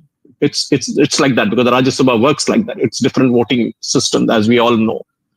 So which state will see the first election? My hunch, as a political analyst, I would tell you that the first state that is likely to see the election with 33% of reservation for women would be Karnataka in 2028. And I think that my hunch is right. Maybe Karnataka, if the one nation, one poll comes into effect, Karnataka will go for polls with the 2029 Lok Sabha. So this is what I have to say, because when you look at the entire composition, we are missing the woods for the trees, because we are not looking at the MPs. And as Shriram rightly mentioned, Mr. and Mrs. You see that in the GHMC posters in Twin Cities. You don't know which one got elected, whether the husband got elected or the wife got elected. But the husband wants to put his picture, and they sit next to the wife in the Warangal Municipal Corporation in Telangana. The husbands attend the meeting. Imagine the husbands attend the meetings of the corporation in preference for their wives, and it's allowed. That's a ridiculous part of it. And I think that should not be allowed, but that will happen. They will have their wives, their sisters, their daughters, everybody to come into the situation. The worst is what will happen if the existing MP seats are bifurcated as per delimitation and a part of it goes to the women's quota? How will an MP cultivate a seat which he is known or she is known to do? It's a big, big question. 2029 elections will be totally different from what we have seen for the last 17 and now the 18 elections, 18th Lok Sabha, which will be in 2024. So the 19th Lok Sabha elections in 2029 will be a watershed moment because it will be a totally different numbers. We're talking of absolutely a different kind of composition of the Lok Sabha, which a bigger majority because states like UP will gain in seats. States like Kerala will see a drop in seats. Kerala has only 20 seats. They might go down to 18. States which have less population will get lesser number of seats. States with more population will get more number of seats. Now, you might say that is ridiculous, should not happen, but that's the way our democracy works, our constitution works. Ladies and gentlemen, thank you for listening to me, and I now hand it over back to the anchor of the show.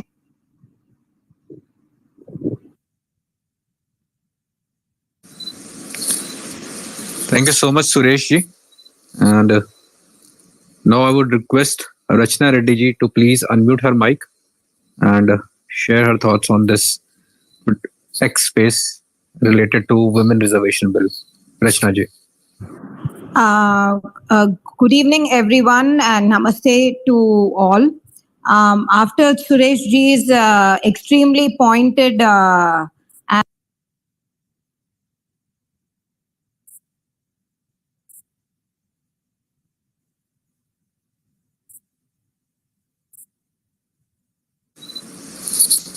Rachna ji, you are not audible. Ambar ji, can you please confirm?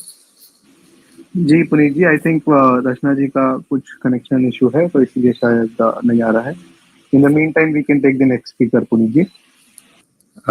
Ji Ambar ji, Rachna ji, I would request if you are able to hear us, what please. happened. Yes. Hello. Yes. No. Now you are audible. Now you are audible. Yes. Please Sorry. continue. Am I audible right now to everyone? Yes. Okay. Yes. Yes, Rachna ji, we can hear you now. I was just saying that in India, I mean, although there has been a lot of disparity in some areas and has disparity in others, women really did not have to politically struggle. It was more of a fluid process where women were accepted politically, and our adult franchise was not a tough issue, and organically we became a part of the political apparatus. Yes, it is true that only women who asserted themselves, who politically wanted to assert themselves and make a point of asserting themselves politically, have been given an opportunity or have seized an opportunity so far. But the point remains that women in India have always been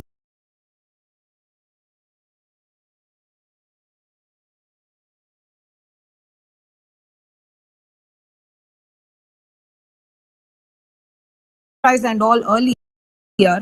I believe we as a women also are to be blamed where we did not see ourselves as a class. I mean, there have been class struggles and caste struggles in India for since independence time, but that has become now in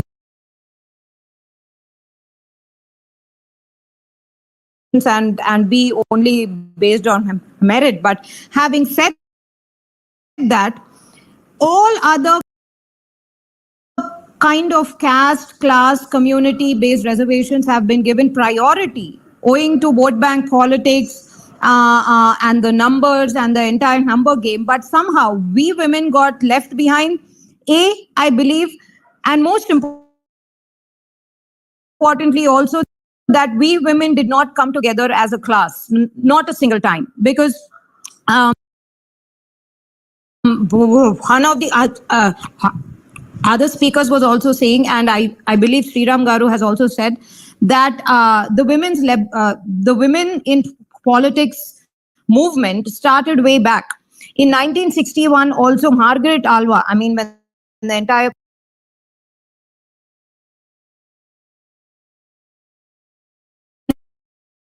entire more than 15 years to allow, or rather to facilitate,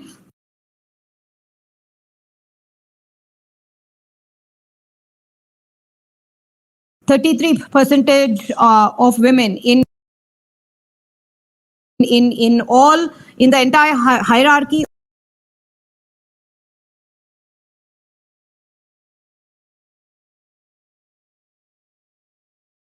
Constitution, bring in amendments, make or change laws, did not for a single moment think about women's representation or getting that required some percentage reservation for women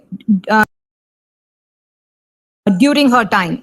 When it was Rajiv Gandhi's time also, he had brute majority. I mean, political reasons, assassination, etc., whatever. He had brute majority. He could have gotten that constitutional amendment, the special plus two-third amendment required. He did not make that effort. But it was P.V. Narasimha Rao who made that effort and at least tried to convince the parliament to pass the 73rd and 74th amendment.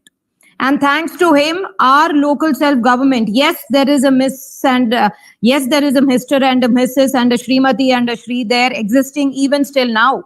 But our local self-government and the representation of women in India, as far as local self-government bodies is concerned, is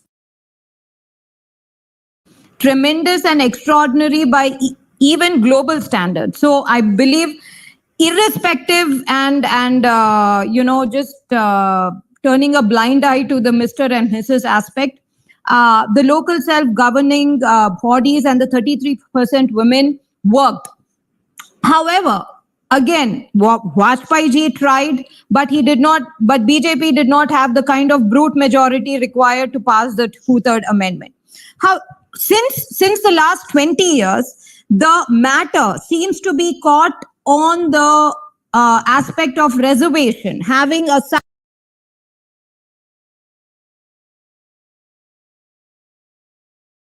sub-reservation or rather a sub-quota within the person of UPA too deliberately also made that as an excuse because somehow our women leaders failed us. Let's accept that and move forward. I believe Mamata Banerjee, for all what she stands for, is doing what she can in her party for women leaders, but our national women leaders have failed women of India. They have betrayed women of India. And this can be seen abundantly by the fact of requiring, I mean, I'm not talking about the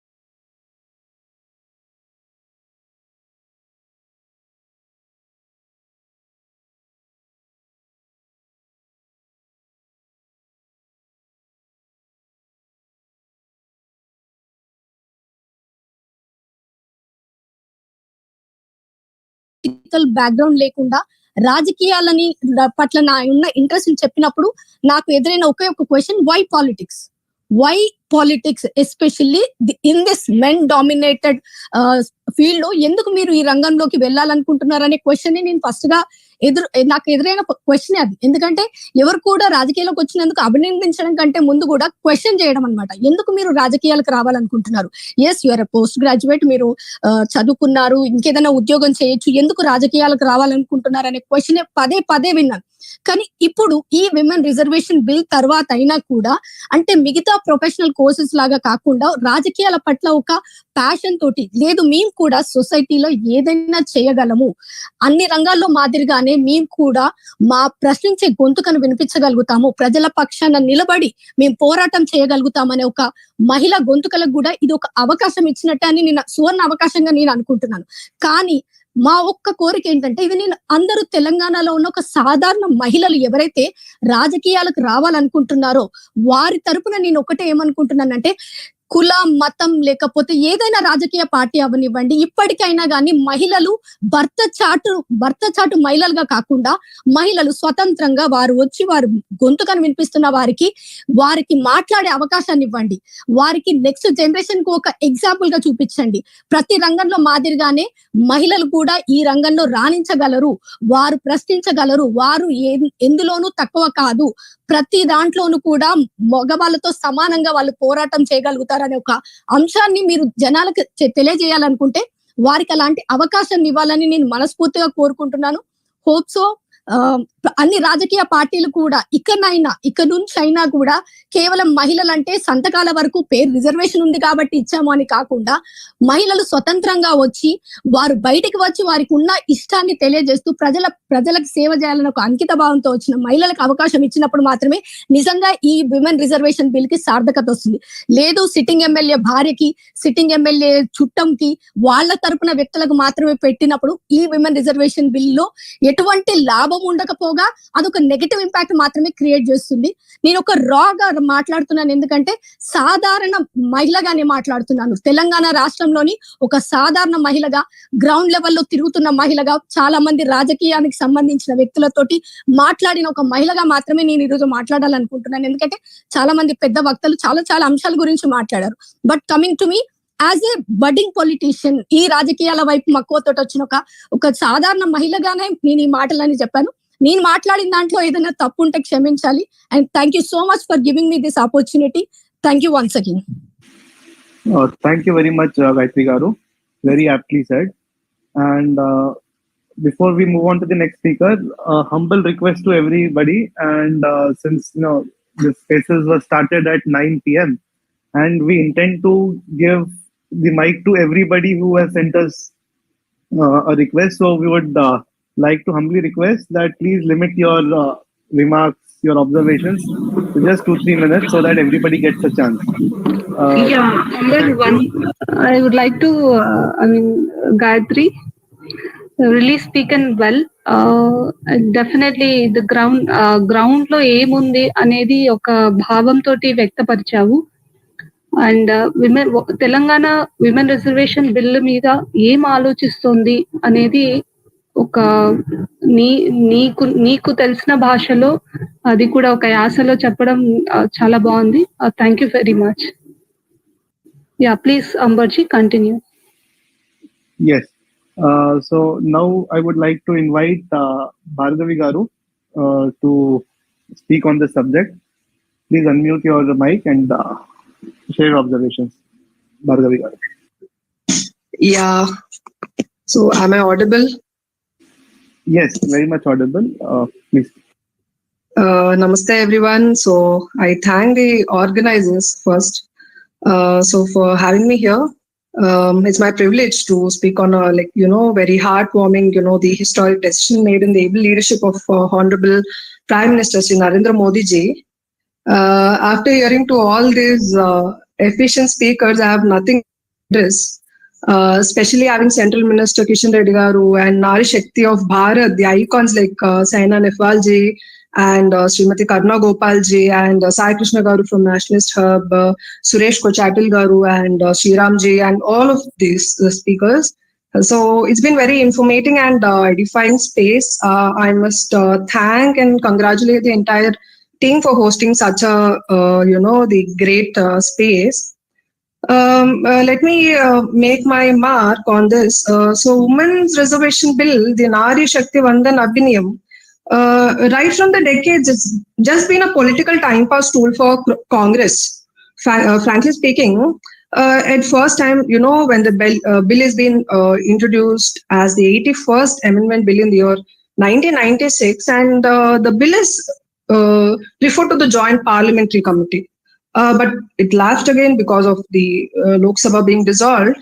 And again in 1998, the 12th Loksabha also tried to pass this bill, but it couldn't. Successful years like 99, 2002, 2003. So everywhere it is just like a political tool being for then Congress-led governments. And see, of course, it's our stupidity to believe that such unstable governments could successfully be in making such historic decisions. So to parties and their members who have only seen a woman capable of imposing emergency and overriding the rights of the citizens, and to those who have seen a woman potentate who can, veto democratically elected PM, so they would find this difficult to digest. But Narendra Modi has set up a really unique platform for this. Wherein he always believed in women-led development rather than, the women's development. So that's where we find the more number of women elected. So to it may be, legislative assemblies, parliament, panchayat raj. So it's obvious that predominance of women and Nari Shakti has been there in Modi's government. This is a historic decision made by Modi's government, and at the same time, this one bill had actually made this Italian lady master join hands, and that's actually a notable thing. That is where Modi hai to mumkin hai. And what Telangana thinks of, this women reservation bill, obviously.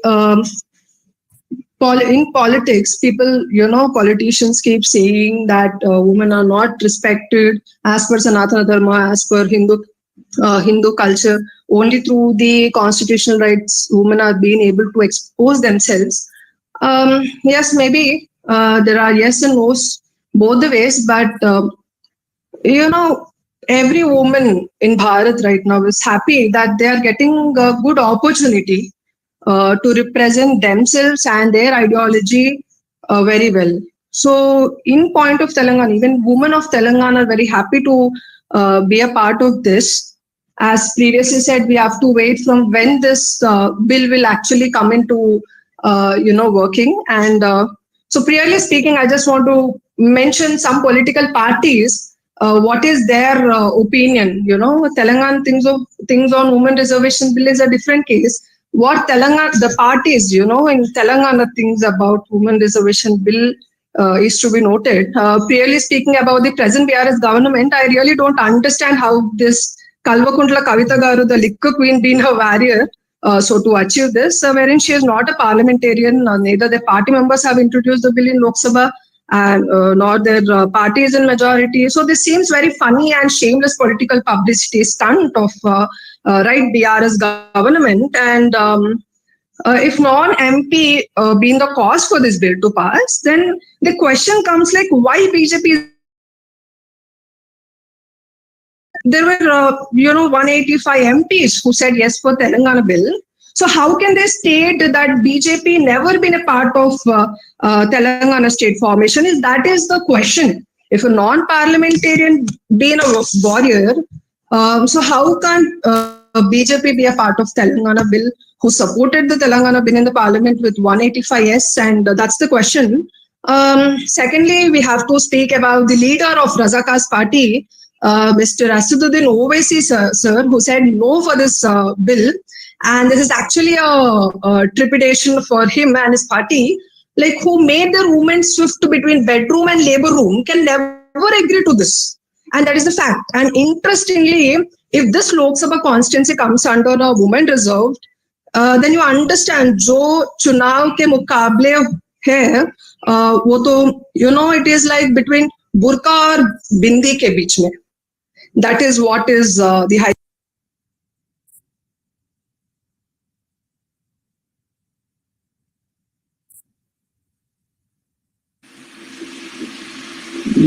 Bhargavi ji, I think I'm not able to hear you. Puneet जी, आप सुन पा रहे हैं क्या भार्गवी जी को? No Ambar ji. Okay.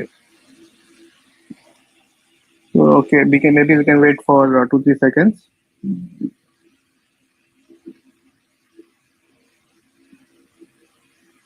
I think उनका शायद कुछ connection में दिक्कत आ रही है पुनीत जी. We may take other speakers, please. Yeah. Yes. In the meantime, I would like to invite Prasad Garu to put his views forward on this issue. Prasad ji. Hello, can you hear me? Yes, very much. Sorry.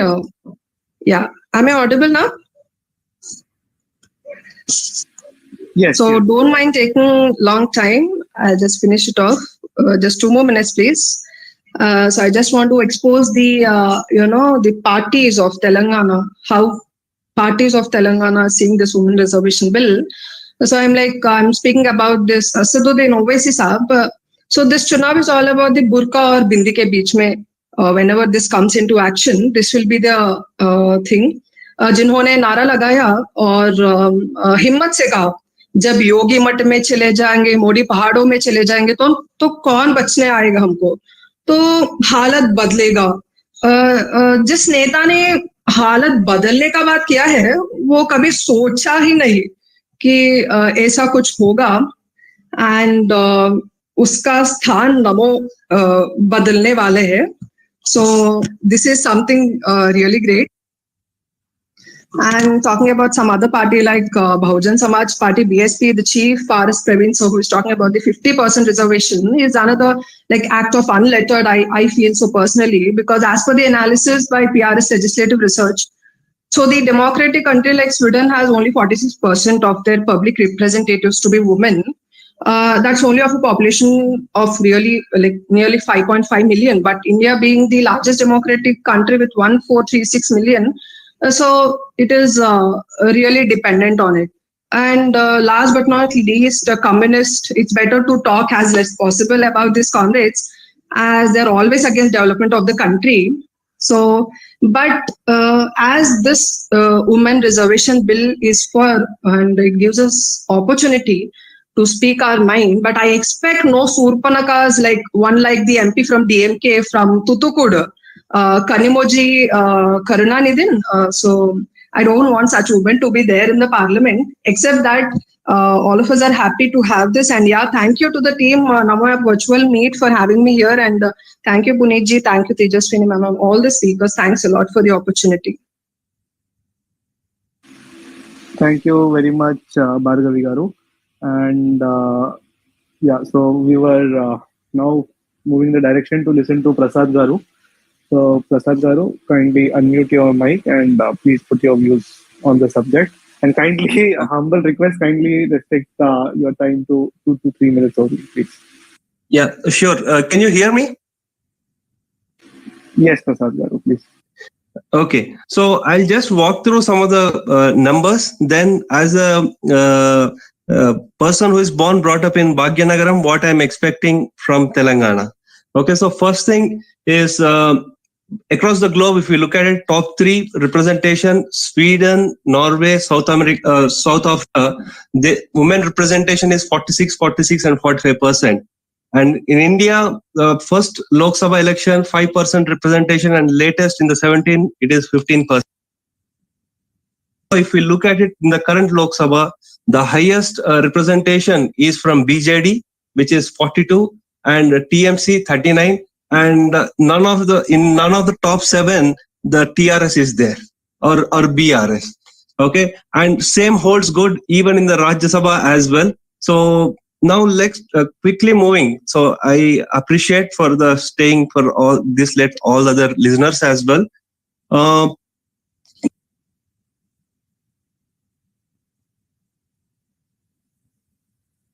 Even other aspect of Telangana, when thought that, okay, it is same case in Andhra. No, in Andhra, it is around 9%. Okay. And the 0% representation is primarily in Mizoram. Okay. I expect that to be changed. So, and the area where I expect, even after the reservation comes into the picture, the area where I expect the women to participate more is, especially when compared to in the current Lok Sabha as well, the attendance is 77 when compared to men. And when participation of the debates, women are at 33% when compared to men and 42. And number of questions, average questions asked is women 168 and men 185. So these are the areas where I expect women to participate more. And even in terms of the private bills introduction, so they are about 0.9, and for men it is 1.5. And even from education qualifications and other aspect as well, we expect more educated people, as Gayatri Garu has mentioned. So we expect them to participate more. And the other thing, especially from the Telangana, one point which I mentioned is increase in the number of representation from the 5% more. There's another disturbing factor in Telangana is Telangana stands in the top 5 in terms of crime against women. We expect that to be reduced drastically. And I owe my sincere thanks to Narendra Modi ji and hearty congratulations to all the Matrumurtis who have helped to make this thing happen. Okay, so these are all the key points, and thank you once again, Namo team, for organizing this, providing opportunity. Thank you very much, Prasad Garu, for being very crisp. And you were talking about numbers. Even I have a few numbers to share. And we were all talking about how BRS party, specifically female MLC, who was doing a lot of show and form that she was the one who pressurized the government to get the Nari Shakti Adhiniyam. But I have a few numbers that I would like to share with you. Everybody in the space. So there are about 100 total number of sitting BRS MLAs. Out of that, there are only 5% of women BRS MLAs. That makes it up to 5% of sitting women BRS MLAs.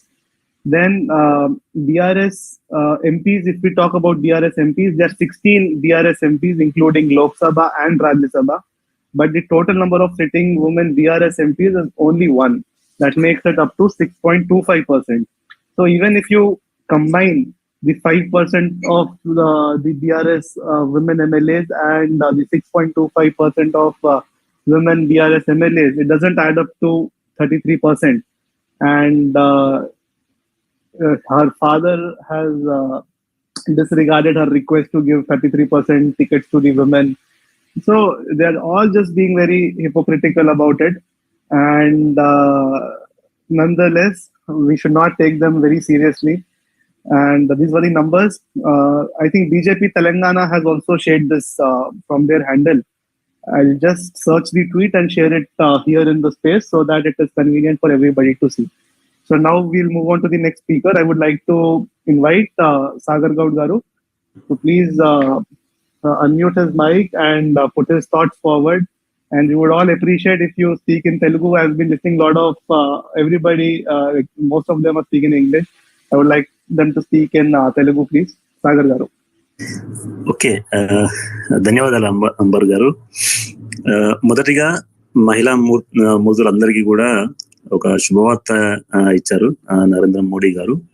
So ఈ బిల్తో నేను అనుకుంటున్నా ఒక కొత్త శకం మొదలైందని చెప్పేసి నేను అనుకుంటా ఉన్నా. ఎందుకంటే బేసిక్గా ఒక రాజ్యాంగబద్ధంగా జరిగే ఒక సభలలో మహిళా యొక్క సంఖ్య పెరుగుతుందంటే అది ఒక శుభ సూచకం. సో నేను అనుకునేది ఏంటంటే ఈ బిల్లు ద్వారా ఇప్పటిదాకా గాయత్రి చెప్పినట్టు ఒక కామన్ ఫ్యామిలీ, ఒక చిన్న ఫ్యామిలీ నుంచి వచ్చినటువంటి మహిళలు కూడా ఈ రోజు ఒక అత్యున్నత స్థాయికి పోతారనే ఒక ఆలోచన, ఒక ఆశ కూడా ఈ బిల్లుతో మొదలైంది. సో ఇది అందరికీ కూడా చాలా శుభపరిణామం. సో ఒక రెండు విషయాలు మనము నేను గుర్తు చేయదలుచుకున్నా ఇక్కడ స్పీకర్స్ అందరికీ.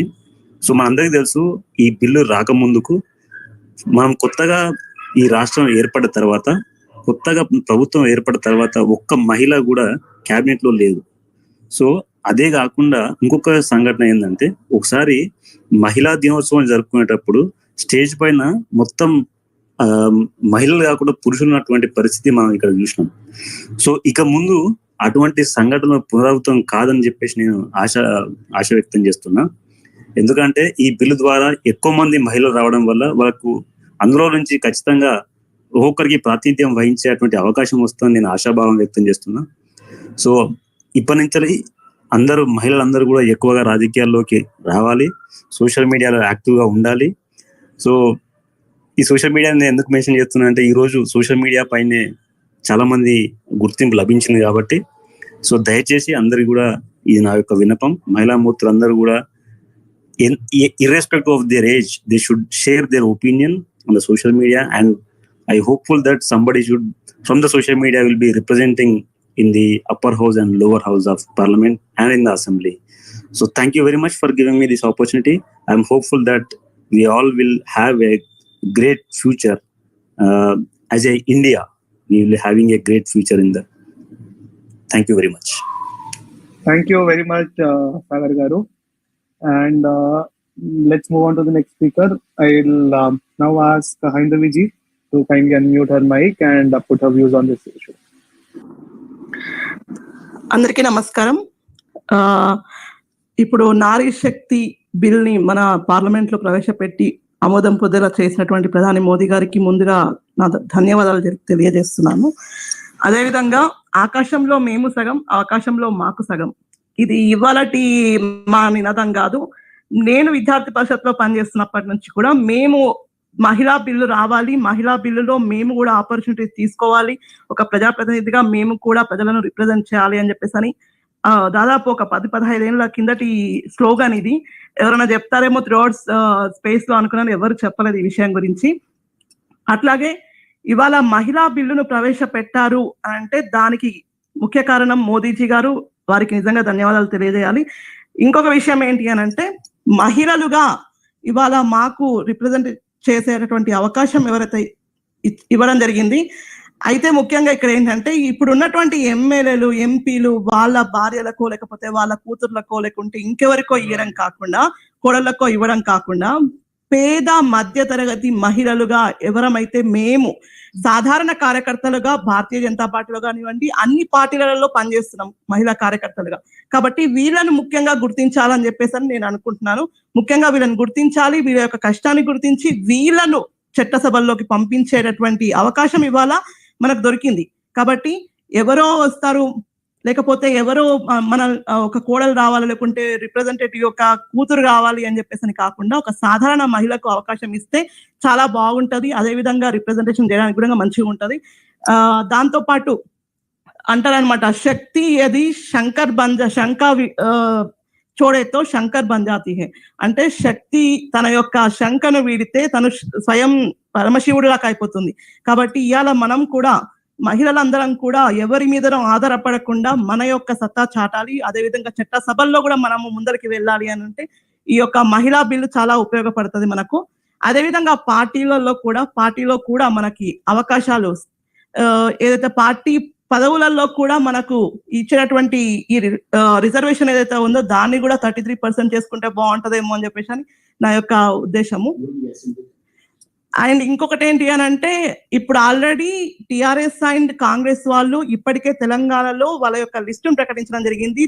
కాంగ్రెస్ వాళ్ళు ప్రకటించబోతున్నారు, ఆల్రెడీ బీఆర్ఎస్ వాళ్ళు ప్రకటించేశారు.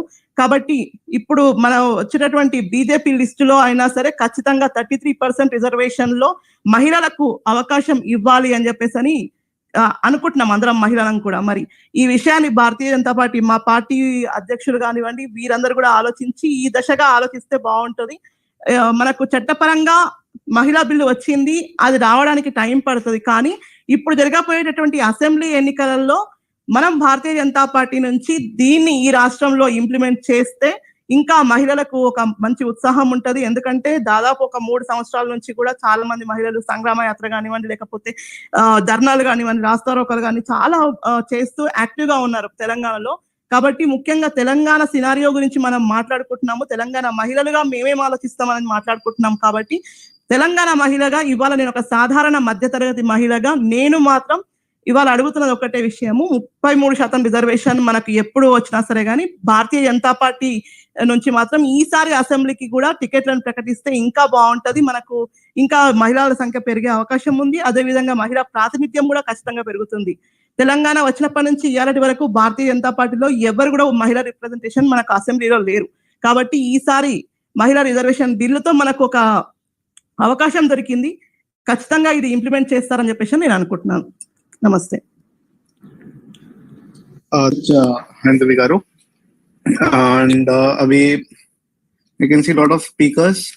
So gems of KCR, we have all seen the tweets of gems of KCR, and we would like to hear you also. So if you can introduce yourself before you speak, that would be great. And if not, you can just start. అందరికీ నమస్కారం. Gems of KCR గానే ఉండేనియండి నన్ను. ఇందాక నుంచి కూడా చాలా సార్లు చాలా మంది నెంబర్ చెప్తున్నారు అప్పటి నుంచి. So I would like to go in to numbers. చాలా మంది గెలిచిన తర్వాత టిఆర్ఎస్ లో ఎమ్మెల్యే మినిస్టర్లు ఎవరు లేరు అని చెప్పారు. కాకపోతే if you look at the numbers, 2018 లో బీజేపీ 14 మంది మహిళలకు టికెట్లు ఇస్తే కాంగ్రెస్ 11 మందికి ఇచ్చింది, బీఆర్ఎస్ నలుగురికి ఇచ్చింది, ఎంఐఎం 0, సిపిఎం బహుజన్ లెఫ్ట్ అంటే సిపిఎం అంటే మొత్తం కమ్యూనిస్ట్ పార్టీలు అందరూ మేము మహిళల కోసం అని చెప్పని ఫెమినిస్టులం అని చెప్పని తన అంటే తందన అని చెప్పని మాట్లాడే వాళ్ళు కూడా కేవలం 10 మందికి మాత్రమే టికెట్లు ఇచ్చారు. On the other hand BJP నుంచి ఇందాక కొంతమంది మహిళలు మాట్లాడుతూ సాధారణ మధ్యతరగతి కుటుంబాలకు చెందిన మహిళలకు కూడా టికెట్లు ఇస్తే బాగుంటుంది అని చెప్పని మాట్లాడారు. దీని విషయంలో నేను ఒక ఎగ్జాంపుల్ చెప్పాలనుకుంటున్నా. బెంగాల్లో చందన బౌరి అనే మహిళకి తను ఇంట్లో పాచి పని చేసుకునేది, అంటే తనని కించపరిచి మాట్లాడట్లేదు, తన ప్రొఫెషన్ ని నేను తక్కువ చేసి మాట్లాడట్లేదు. ఆవిడకి టికెట్ ఇచ్చినప్పుడు ఆవిడ అకౌంట్ లో 30,000 రూపాయలు కూడా లేని పరిస్థితిలో ఉండింది. అట్లాంటి పరిస్థితిలో ఆమెకి తీసుకెళ్లి టికెట్ ఇచ్చి ఆమెను గెలిపించిన ఘనత భారతదేశంలో ఉంది. అట్లాంటి వాళ్ళకి ఎవరికైనా టికెట్లు ఇవ్వగలుగుతారు అని చెప్పానంటే అది కేవలం బీజేపీ మాత్రమే ధైర్యం చేయగలిగింది అనేది నేను ధైర్యంగా చెప్పగలుగుతున్నా. సెకండ్ థింగ్ ఏంటంటే, if you look at MIM, Majlis Ittehadul Muslimeen, ఓవైసీలు ఎప్పుడూ కూడా దే ఆర్ ఆల్వేస్ బిహైండ్ మహిళల్ని మేము ఎందుకు రానివ్వాలి బయటికి అని చెప్పని అదే బురకాలో ఉంచి అదే టెంట్ లో వేసి వాళ్ళందరినీ ఇంట్లో దాచిపెట్టి గుడ్ల మీద కూర్చున్న కోడి పెట్టల్లాగా మాత్రమే చూసే ఎంఐఎం ఈ రోజు మహిళా బిల్లులకు వ్యతిరేకంగా మాట్లాడింది, దానికి వ్యతిరేకంగా ఓటేసింది. ఇప్పటి వరకు మహిళలకి ఎక్కడ కూడా, ముస్లిం మహిళలకు ఎక్కడ కూడా ఒక టికెట్ ఇచ్చిన పాపాను పోలేదు. ఈ మహిళా రిజర్వేషన్ బిల్ ఏదైతే ఉందో ఇట్లాంటి మతతత్వ పార్టీలు, కట్టర్ మతతత్వ పార్టీ ఏదైతే ఉందో దానికి గొడ్డలి పెట్టు లాంటిది. ఇది ఖచ్చితంగా అట్లాంటి వాళ్ళు వెన్ను విరిచి మహిళల్ని ఖచ్చితంగా వాళ్ళు కూడా బయటికి తీసుకురావాల్సి వచ్చే పరిస్థితి తీసుకొస్తుంది. ఇది మాత్రం నేను గ్యారంటీ ఇవ్వగలుగుతాను. ఇంకొక పాయింట్ ఏంటంటే, ఇందాక సాగర్ గారు మాట్లాడుతూ చెప్తున్నారు వీళ్ళు మహిళా దినోత్సవం రోజు సంబరాలు చేసుకునేటప్పుడు స్టేజ్ మీదకి మహిళల్ని కూడా రానివ్వలేదు అని చెప్పని. స్టేజ్ మీదకి మహిళలు రానివ్వడం కాదండి, నేను ఇంకొక మాట చెప్తాను. నేను పైన ఇంకొక ట్వీట్ షేర్ చేస్తాను. నేను వాళ్ళు బిఆర్ఎస్ నాయకులు కనీసం మహిళా దినోత్సవం రోజు విషెస్ చెప్తూ వాళ్ళు పోస్టర్లు తయారు చేసినవి కూడా, ఆ పోస్టర్లలో కూడా కనీసం మహిళలు లేని, మహిళల ఫోటోలు మహిళా ఫోటోలు ఒకటి కూడా లేకుండా వాళ్ళు విషెస్ చెప్తారు. ఇట్లాంటి దౌర్భాగ్యకర పరిస్థితిలో ఈ రోజు రాష్ట్రం ఉంది అని చెప్పానంటే దాన్ని అట్లా తయారు చేయడానికి కారణం బిఆర్ఎస్ మాత్రమే. ఇట్లాంటివి మనం మాట్లాడుకుంటూ పోతే మహిళలకి ఎందుకోసం అని చెప్పని రిప్రజెంటేషన్ లేకుండా పోయింది, వీటిలన్నిటికీ ఎందుకోసం అని చెప్పని ప్రిఫరెన్స్ లేకుండా పోయింది అని చెప్పనే విషయాల్లో ఇది మాత్రం ఒక ఎగ్జాంపుల్. ఇట్లాంటివి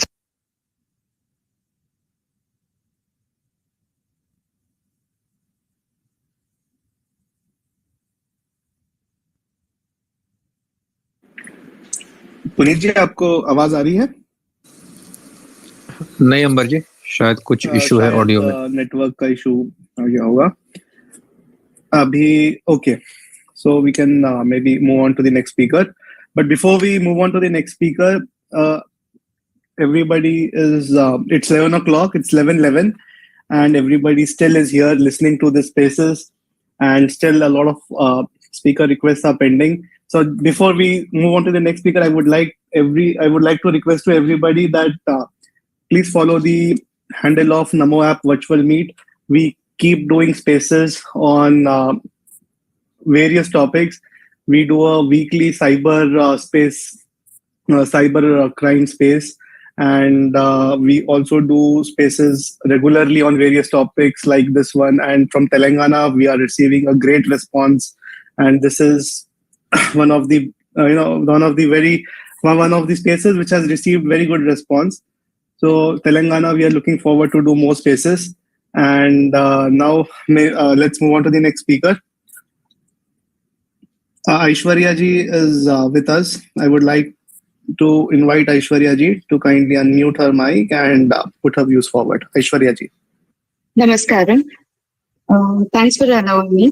And this would be the voice of Bharati Nari. And I started feeling like I'm living in Bharat. Thanks for Honorable Prime Minister for that primarily. And I would love to talk in Telugu.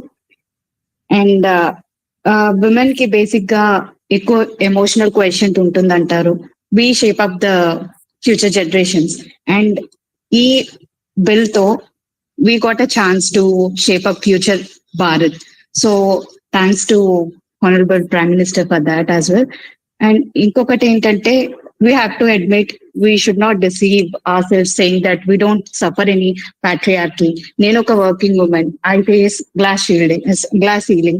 So definitely ఈ move towards gender neutrality push చేస్తుందనేసి my strong belief. ప్రతి దానికి teaching problems ఉంటాయి. So this bill also has some teething problems in implementation. It may suffer, but ultimately I hope we coming out flying colors. So I'm happy that this is a move towards gender neutrality. Thank you. Thank you very much, Aishwarya ji. Palle Shivareddy ji is with us.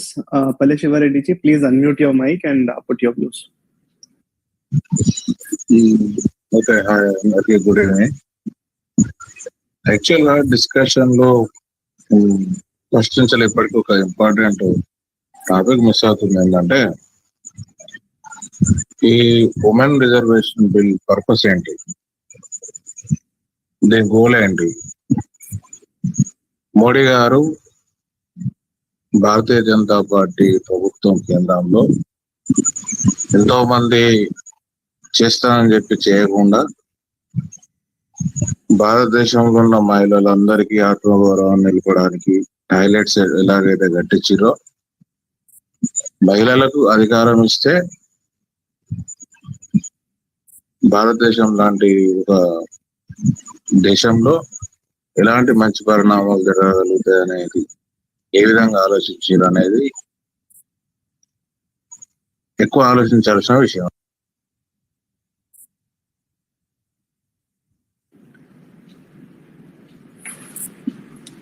Now we have Dhamma Reddy Pradeep Garu.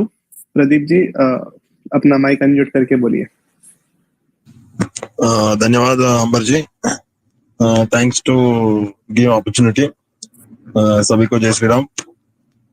గత 30 సంవత్సరాలుగా ఎవరు చేద్దాం అనుకొని దాని రాజకీయ సౌలభ్యాల కోసం, వాళ్ళ రాజకీయ లబ్ధి కోసం వినియోగించుకున్న మహిళా బిల్లు అసలు ఇది జరుగుతుందా అన్న క్రమంలో నరేంద్ర మోడీ గారు జరుగుతుంది, జరిపించి చూపిస్తా అని చెప్పి మహిళలకు 33% రిజర్వేషన్ ఆ బిల్ పాస్ చేయించడం, నారీ శక్తి అభియాన్ అధినియం బిల్ ని ప్రవేశపెట్టి పాస్ చేయించి 2 సభల్లో వారికి ప్రత్యేక ధన్యవాదాలు. ముఖ్యంగా అంబర్జీ, నేను చెప్పదలుచుకునేది ఏంటంటే నేను అప్పటి నుంచి వింటున్నా, ఎవరన్నా చెప్తారేమో దీని గురించి అని చెప్పి, తెలంగాణలో 1,49,54,000 ఓట్ల పైచీలకు మహిళల ఓట్లు ఉన్నాయి. అంటే ఆల్మోస్ట్ 64 నియోజకవర్గాలు, 119 నియోజకవర్గాల్లో 64 నియోజకవర్గాల్లో పురుషుల కంటే ఎక్కువ ఓట్లు లేడీస్ కు. అంటే ఈ బిల్ ద్వారా, ఈ లబ్ధి ద్వారా ఏం మీరు పెట్టిన క్యాప్షన్ కూడా అదే, తెలంగాణ ఏమని ఆలోచిస్తుంది, ఈ బిల్లు తీసుకురావడం వల్ల తెలంగాణ ఏమని ఆలోచిస్తుంది, దీని మీద ప్రత్యేకించి మన భారతీయ జనతా పార్టీ వాళ్ళు చేయాల్సిన పని, ఒక సాధారణ కార్యకర్తగా నేను చెప్పొచ్చేది ఏంటంటే, ఈ 1,50,00,000 మంది మహిళలు ఎవరైతే ఉన్నారో ఈ తెలంగాణలో ఓటర్లుగా, వాళ్లకు ప్రతి ఒక్కరికి ఈ బిల్లు వల్ల కలిగే లాభాలు, ఈ భారతదేశంలో ఉన్న సగటు మహిళకు, ఒక మనము తల్లిగా శక్తి స్వరూపిణి తల్లిగా అని భావించే మహిళకు ఏ విధంగా చట్టసభల్లో వాళ్ళ గౌరవం కల్పించడానికి నరేంద్ర మోడీ గారు తీసుకొచ్చిర్రు. ఇప్పుడు ప్రజెంట్ 64 ఉన్నాయి. 2028 ఈ బిల్లు స్టార్ట్ అయ్యి పరిధిలోకి వచ్చేసరికి దాదాపు 70 కాన్స్టిట్యున్సీలో 119 ఉన్న దాంట్లో 70 నియోజక అధిక ఓటర్లు ఉంటారు. 70 కాన్స్టిట్యున్సీలలో వాళ్ళదే ప్రాతినిధ్యం ఎక్కువ ఉంటది. అలాంటి జాగాల్లో ఒక మామూలు కార్యకర్తలకు కూడా సీట్లు వస్తాయి. మామూలు కార్యకర్తల మహిళలు కూడా చట్టసభల్లో, ఇప్పటిదాకా లోకల్ బాడీస్ లో వాళ్ళ పేర్లు ఉంచడం చూసాం, వాళ్ళ తరఫున మగవాళ్ళు పెత్తనాలు చేయడం చాలా మనం చూస్తూ వచ్చాం. కానీ రాజ్యాంగబద్ధంగా చట్టసభల్లో మహిళలు, అసెంబ్లీలలో ప్లస్ పార్లమెంట్ లో ఎక్కువ శాతం మహిళలు ఉండడానికి కోసం నరేంద్ర మోడీ గారు తీసుకొచ్చిన ఈ బిల్ గురించి మనం ప్రతి ఒక్కరము, ప్రతి మహిళకు గుర్తింపజేసి ఈ బిల్లు యొక్క ప్రాధాన్యత అందరికి తెలియజేయాలా. అప్పుడు నిజంగా తెలంగాణ మహిళలకు ఈ బిల్లు యొక్క వాల్యూ ప్రతి ఒక్కరు మనం గడప గడపకు తీసుకెళ్లగలిగితే, మనం అనుకున్న గోలు నరేంద్ర మోడీ గారు ఏదైతే ఏ దృక్పథంతో ఈ బిల్ తీసుకొచ్చారో దానికో సాధికారత దొరుకుతుంది. As a one of Bharatiya Janata party కార్యకర్తగా నా గ్రామంలో, నా బూత్ లో, నా కాన్స్టిట్యున్సీలో ప్రతి మహిళకు ఈ బిల్లు యొక్క ఉద్దేశాన్ని అందరికి తెలియపరుస్తా. నాతో పాటు మీరందరూ కూడా ఈ బిల్లు యొక్క ఉద్దేశాన్ని ప్రతి గ్రామంలో, ప్రతి బూత్ లో తెలియపరిచి ఈ బిల్లు సాధికారతను ప్రతి ఒక్కరికి తెలియజేయాలని చెప్పి కోరుకుంటున్నా. Thank you. Thank you బీపీవై.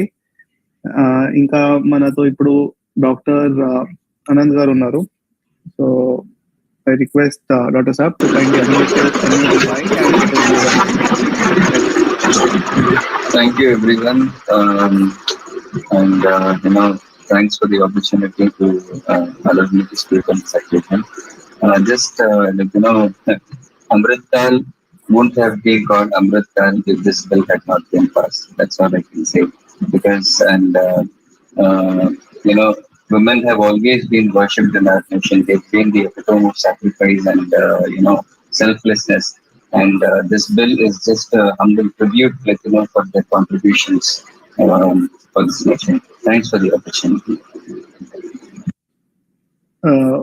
Very rightly stated, Dr. Saab. Today, in fact, I would like to share that I was attending a Ram Katha today, and Pujya Morari Bapuji it was his Ram Katha. He was delivering it, and he said a very apt thing regarding Nari Shakti Vandan Adhiniyam. The thing he said was, अधिनियम तो अभी पारित हुआ है, इसकी नींव तो हमारे पूर्वजों ने 40,000 पहले ही रख दी थी. So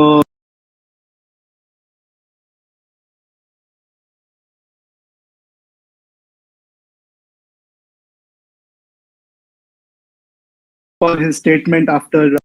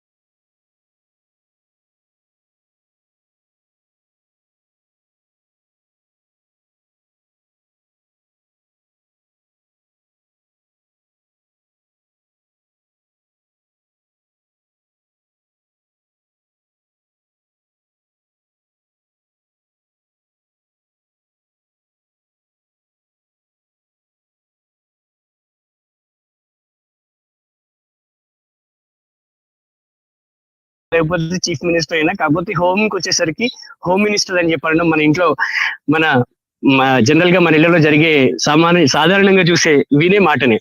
సో ఇటువంటి ఆర్గనైజేషనల్ స్కిల్స్ ఉన్న మహిళలు ఎంతో మంది, అంటే మన నాయనమ్మ రాజకీయంగా బయటికి రాకపోయి ఉండొచ్చు, మన నాయనమ్మకి అసలు రాజకీయం అంటేనే సంబంధం లేకపోవచ్చు, ఆవిడకి ఎప్పుడు కూడా ఇంటిని సరిదిద్దడమే కావచ్చు. కాకపోతే దాంట్లో కూడా తనదైన మార్క్ చూపించి ఆవిడ చనిపోయి కూడా 104 సంవత్సరాలు బతికి ఎటువంటి ఆరోగ్య సమస్యలు లేకుండా 104 సంవత్సరాలు బతికి చనిపోయిన తర్వాత కూడా, ఆవిడ చనిపోయి కూడా ఇప్పటికి ఆల్రెడీ 20 సంవత్సరాలు అయిపోయింది, స్టిల్ నేను ఆవిడని తలుచుకోగలుగుతున్నా.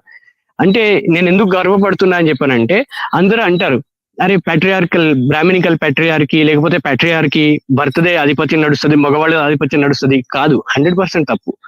మన దగ్గర కూడా తెలంగాణలో ఏమంటారు ఈ అచ్చ తెలుగు ఇళ్లలో కూడా పెట్రియార్కీ అనేది కాదు, మెట్రియార్కీ ఫ్యామిలీనే. మా నాయనమ్మ చేతి నుంచి మొత్తం అందరూ ఇంట్లో ఉన్న వాళ్ళందరూ అన్నం తినేవారు. మా నాయనమ్మ చెప్పింది మొత్తం అందరూ ఇంట్లో ఉన్న వాళ్ళందరూ కొడుకులు కూతుళ్ళు అందరూ వినగలిగేవారు. So this is an example of how the Indian society used to B.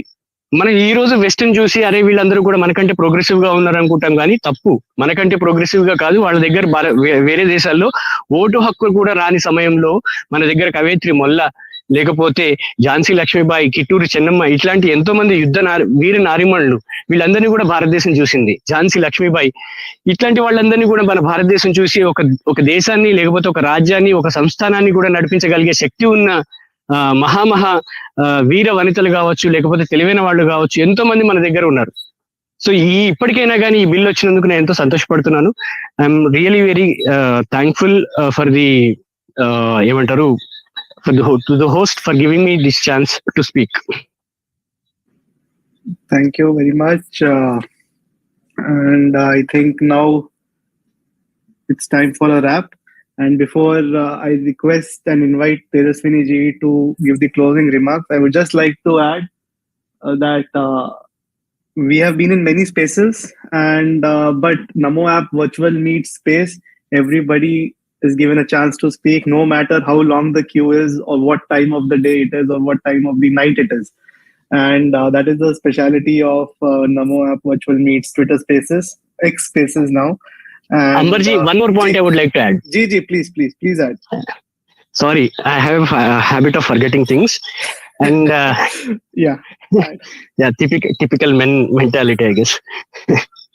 So Modi గారిని ప్రతి ఒక్కళ్ళు కూడా ఏమంటారని చెప్పంటే, అరే కుటుంబం లేని వాడికి కుటుంబంలో ఉన్న కష్టాలు ఏం తెలుస్తాయి, భార్య లేని వాడికి భార్య పిల్లల కష్టాలు ఎట్లా తెలుస్తాయని చెప్పని. కానీ it took a man, a sanyasi kind of a person to bring a women's reservation bill, while the people with the families, huge families are failed to. Very well put. And we also hope that someday we'll get to listen you from your personal handle, and more people can come in touch with you then. Yes, so before wrapping it up, I would like to request everybody to kindly follow Namo app virtual meets X handle, and we keep on conducting regular X spaces. And we also have a YouTube channel, which I will share the link with all of you in a tweet. You can also subscribe to that, and see you on the next space. Now I'll request Tejaswini ji to kindly wrap it up. Tejaswini ji. Yeah, thank you, Amber. Can you hear me? Yes, please go ahead. నేను చెప్పడానికి ఏం లేదు. నేను చాలా happy అయితే ఉన్నాను, ఎందుకంటే the kind of conversation, the kind of discussions happened in this space so far from across people, and some came out of syllabus like gems of KCR. It is something very enriching discussion. So ఇప్పటికే చాలా late అయింది. ఒకవైపు నేను వినాయకుని నిమజ్జన డప్పులు శబ్దాలు వింటున్నా, ఇంకొక వైపు మోదీ గారు తీసుకొచ్చిన మహిళా రిజర్వేషన్ బిల్లు మీద ఇంత మంది స్పీకర్ల మాటలు వింటున్నా. సో రెండు మిక్స్ అయ్యి నేను వింటున్నా ఇప్పుడు. So I'm really happy to you know I mean this day is very special, and I really want to thank each and every speaker, and who not given mic also. We really want to thank Namo app virtual meet is thanking every person who is part of this, as a listener, as a speaker, as a host, as a co-host, everyone. So to put in Telugu, so ప్రతి ఒక్క speaker కి కూడా వాళ్ళ విలువైన సమయాన్ని ఇక్కడ కేటాయించి ఈ స్పేస్ లో అభిప్రాయాలు పంచుకున్నారు. సో ప్రతి ఒక్కరికి కూడా ప్రత్యేక ధన్యవాదాలు. అండ్ ఇలాంటి ఒక మంచి అవకాశాన్ని తెలంగాణ కోసం కేటాయించడం, అది కూడా ఒక హిస్టారిక్ బిల్, మహిళా రిజర్వేషన్ బిల్ మీద కేటాయించడం అనేది చాలా పెద్ద విషయం. So I want to thank the team of, congratulate first the team of Namo App Virtual Meet, and also I really want to thank for taking a very quick decision of organizing all this space. Yeah, and to end my remarks, I really want to thank Shri Narendra Modi ji Garu. I think that his vision definitely leave a greater imprints in the history of India. And certainly one day I may be eligible for this women reservation bill. Hopefully I'm hoping that. And yeah, thank you each and everyone for listening to the space. And thank you Namo App Virtual Meet once again.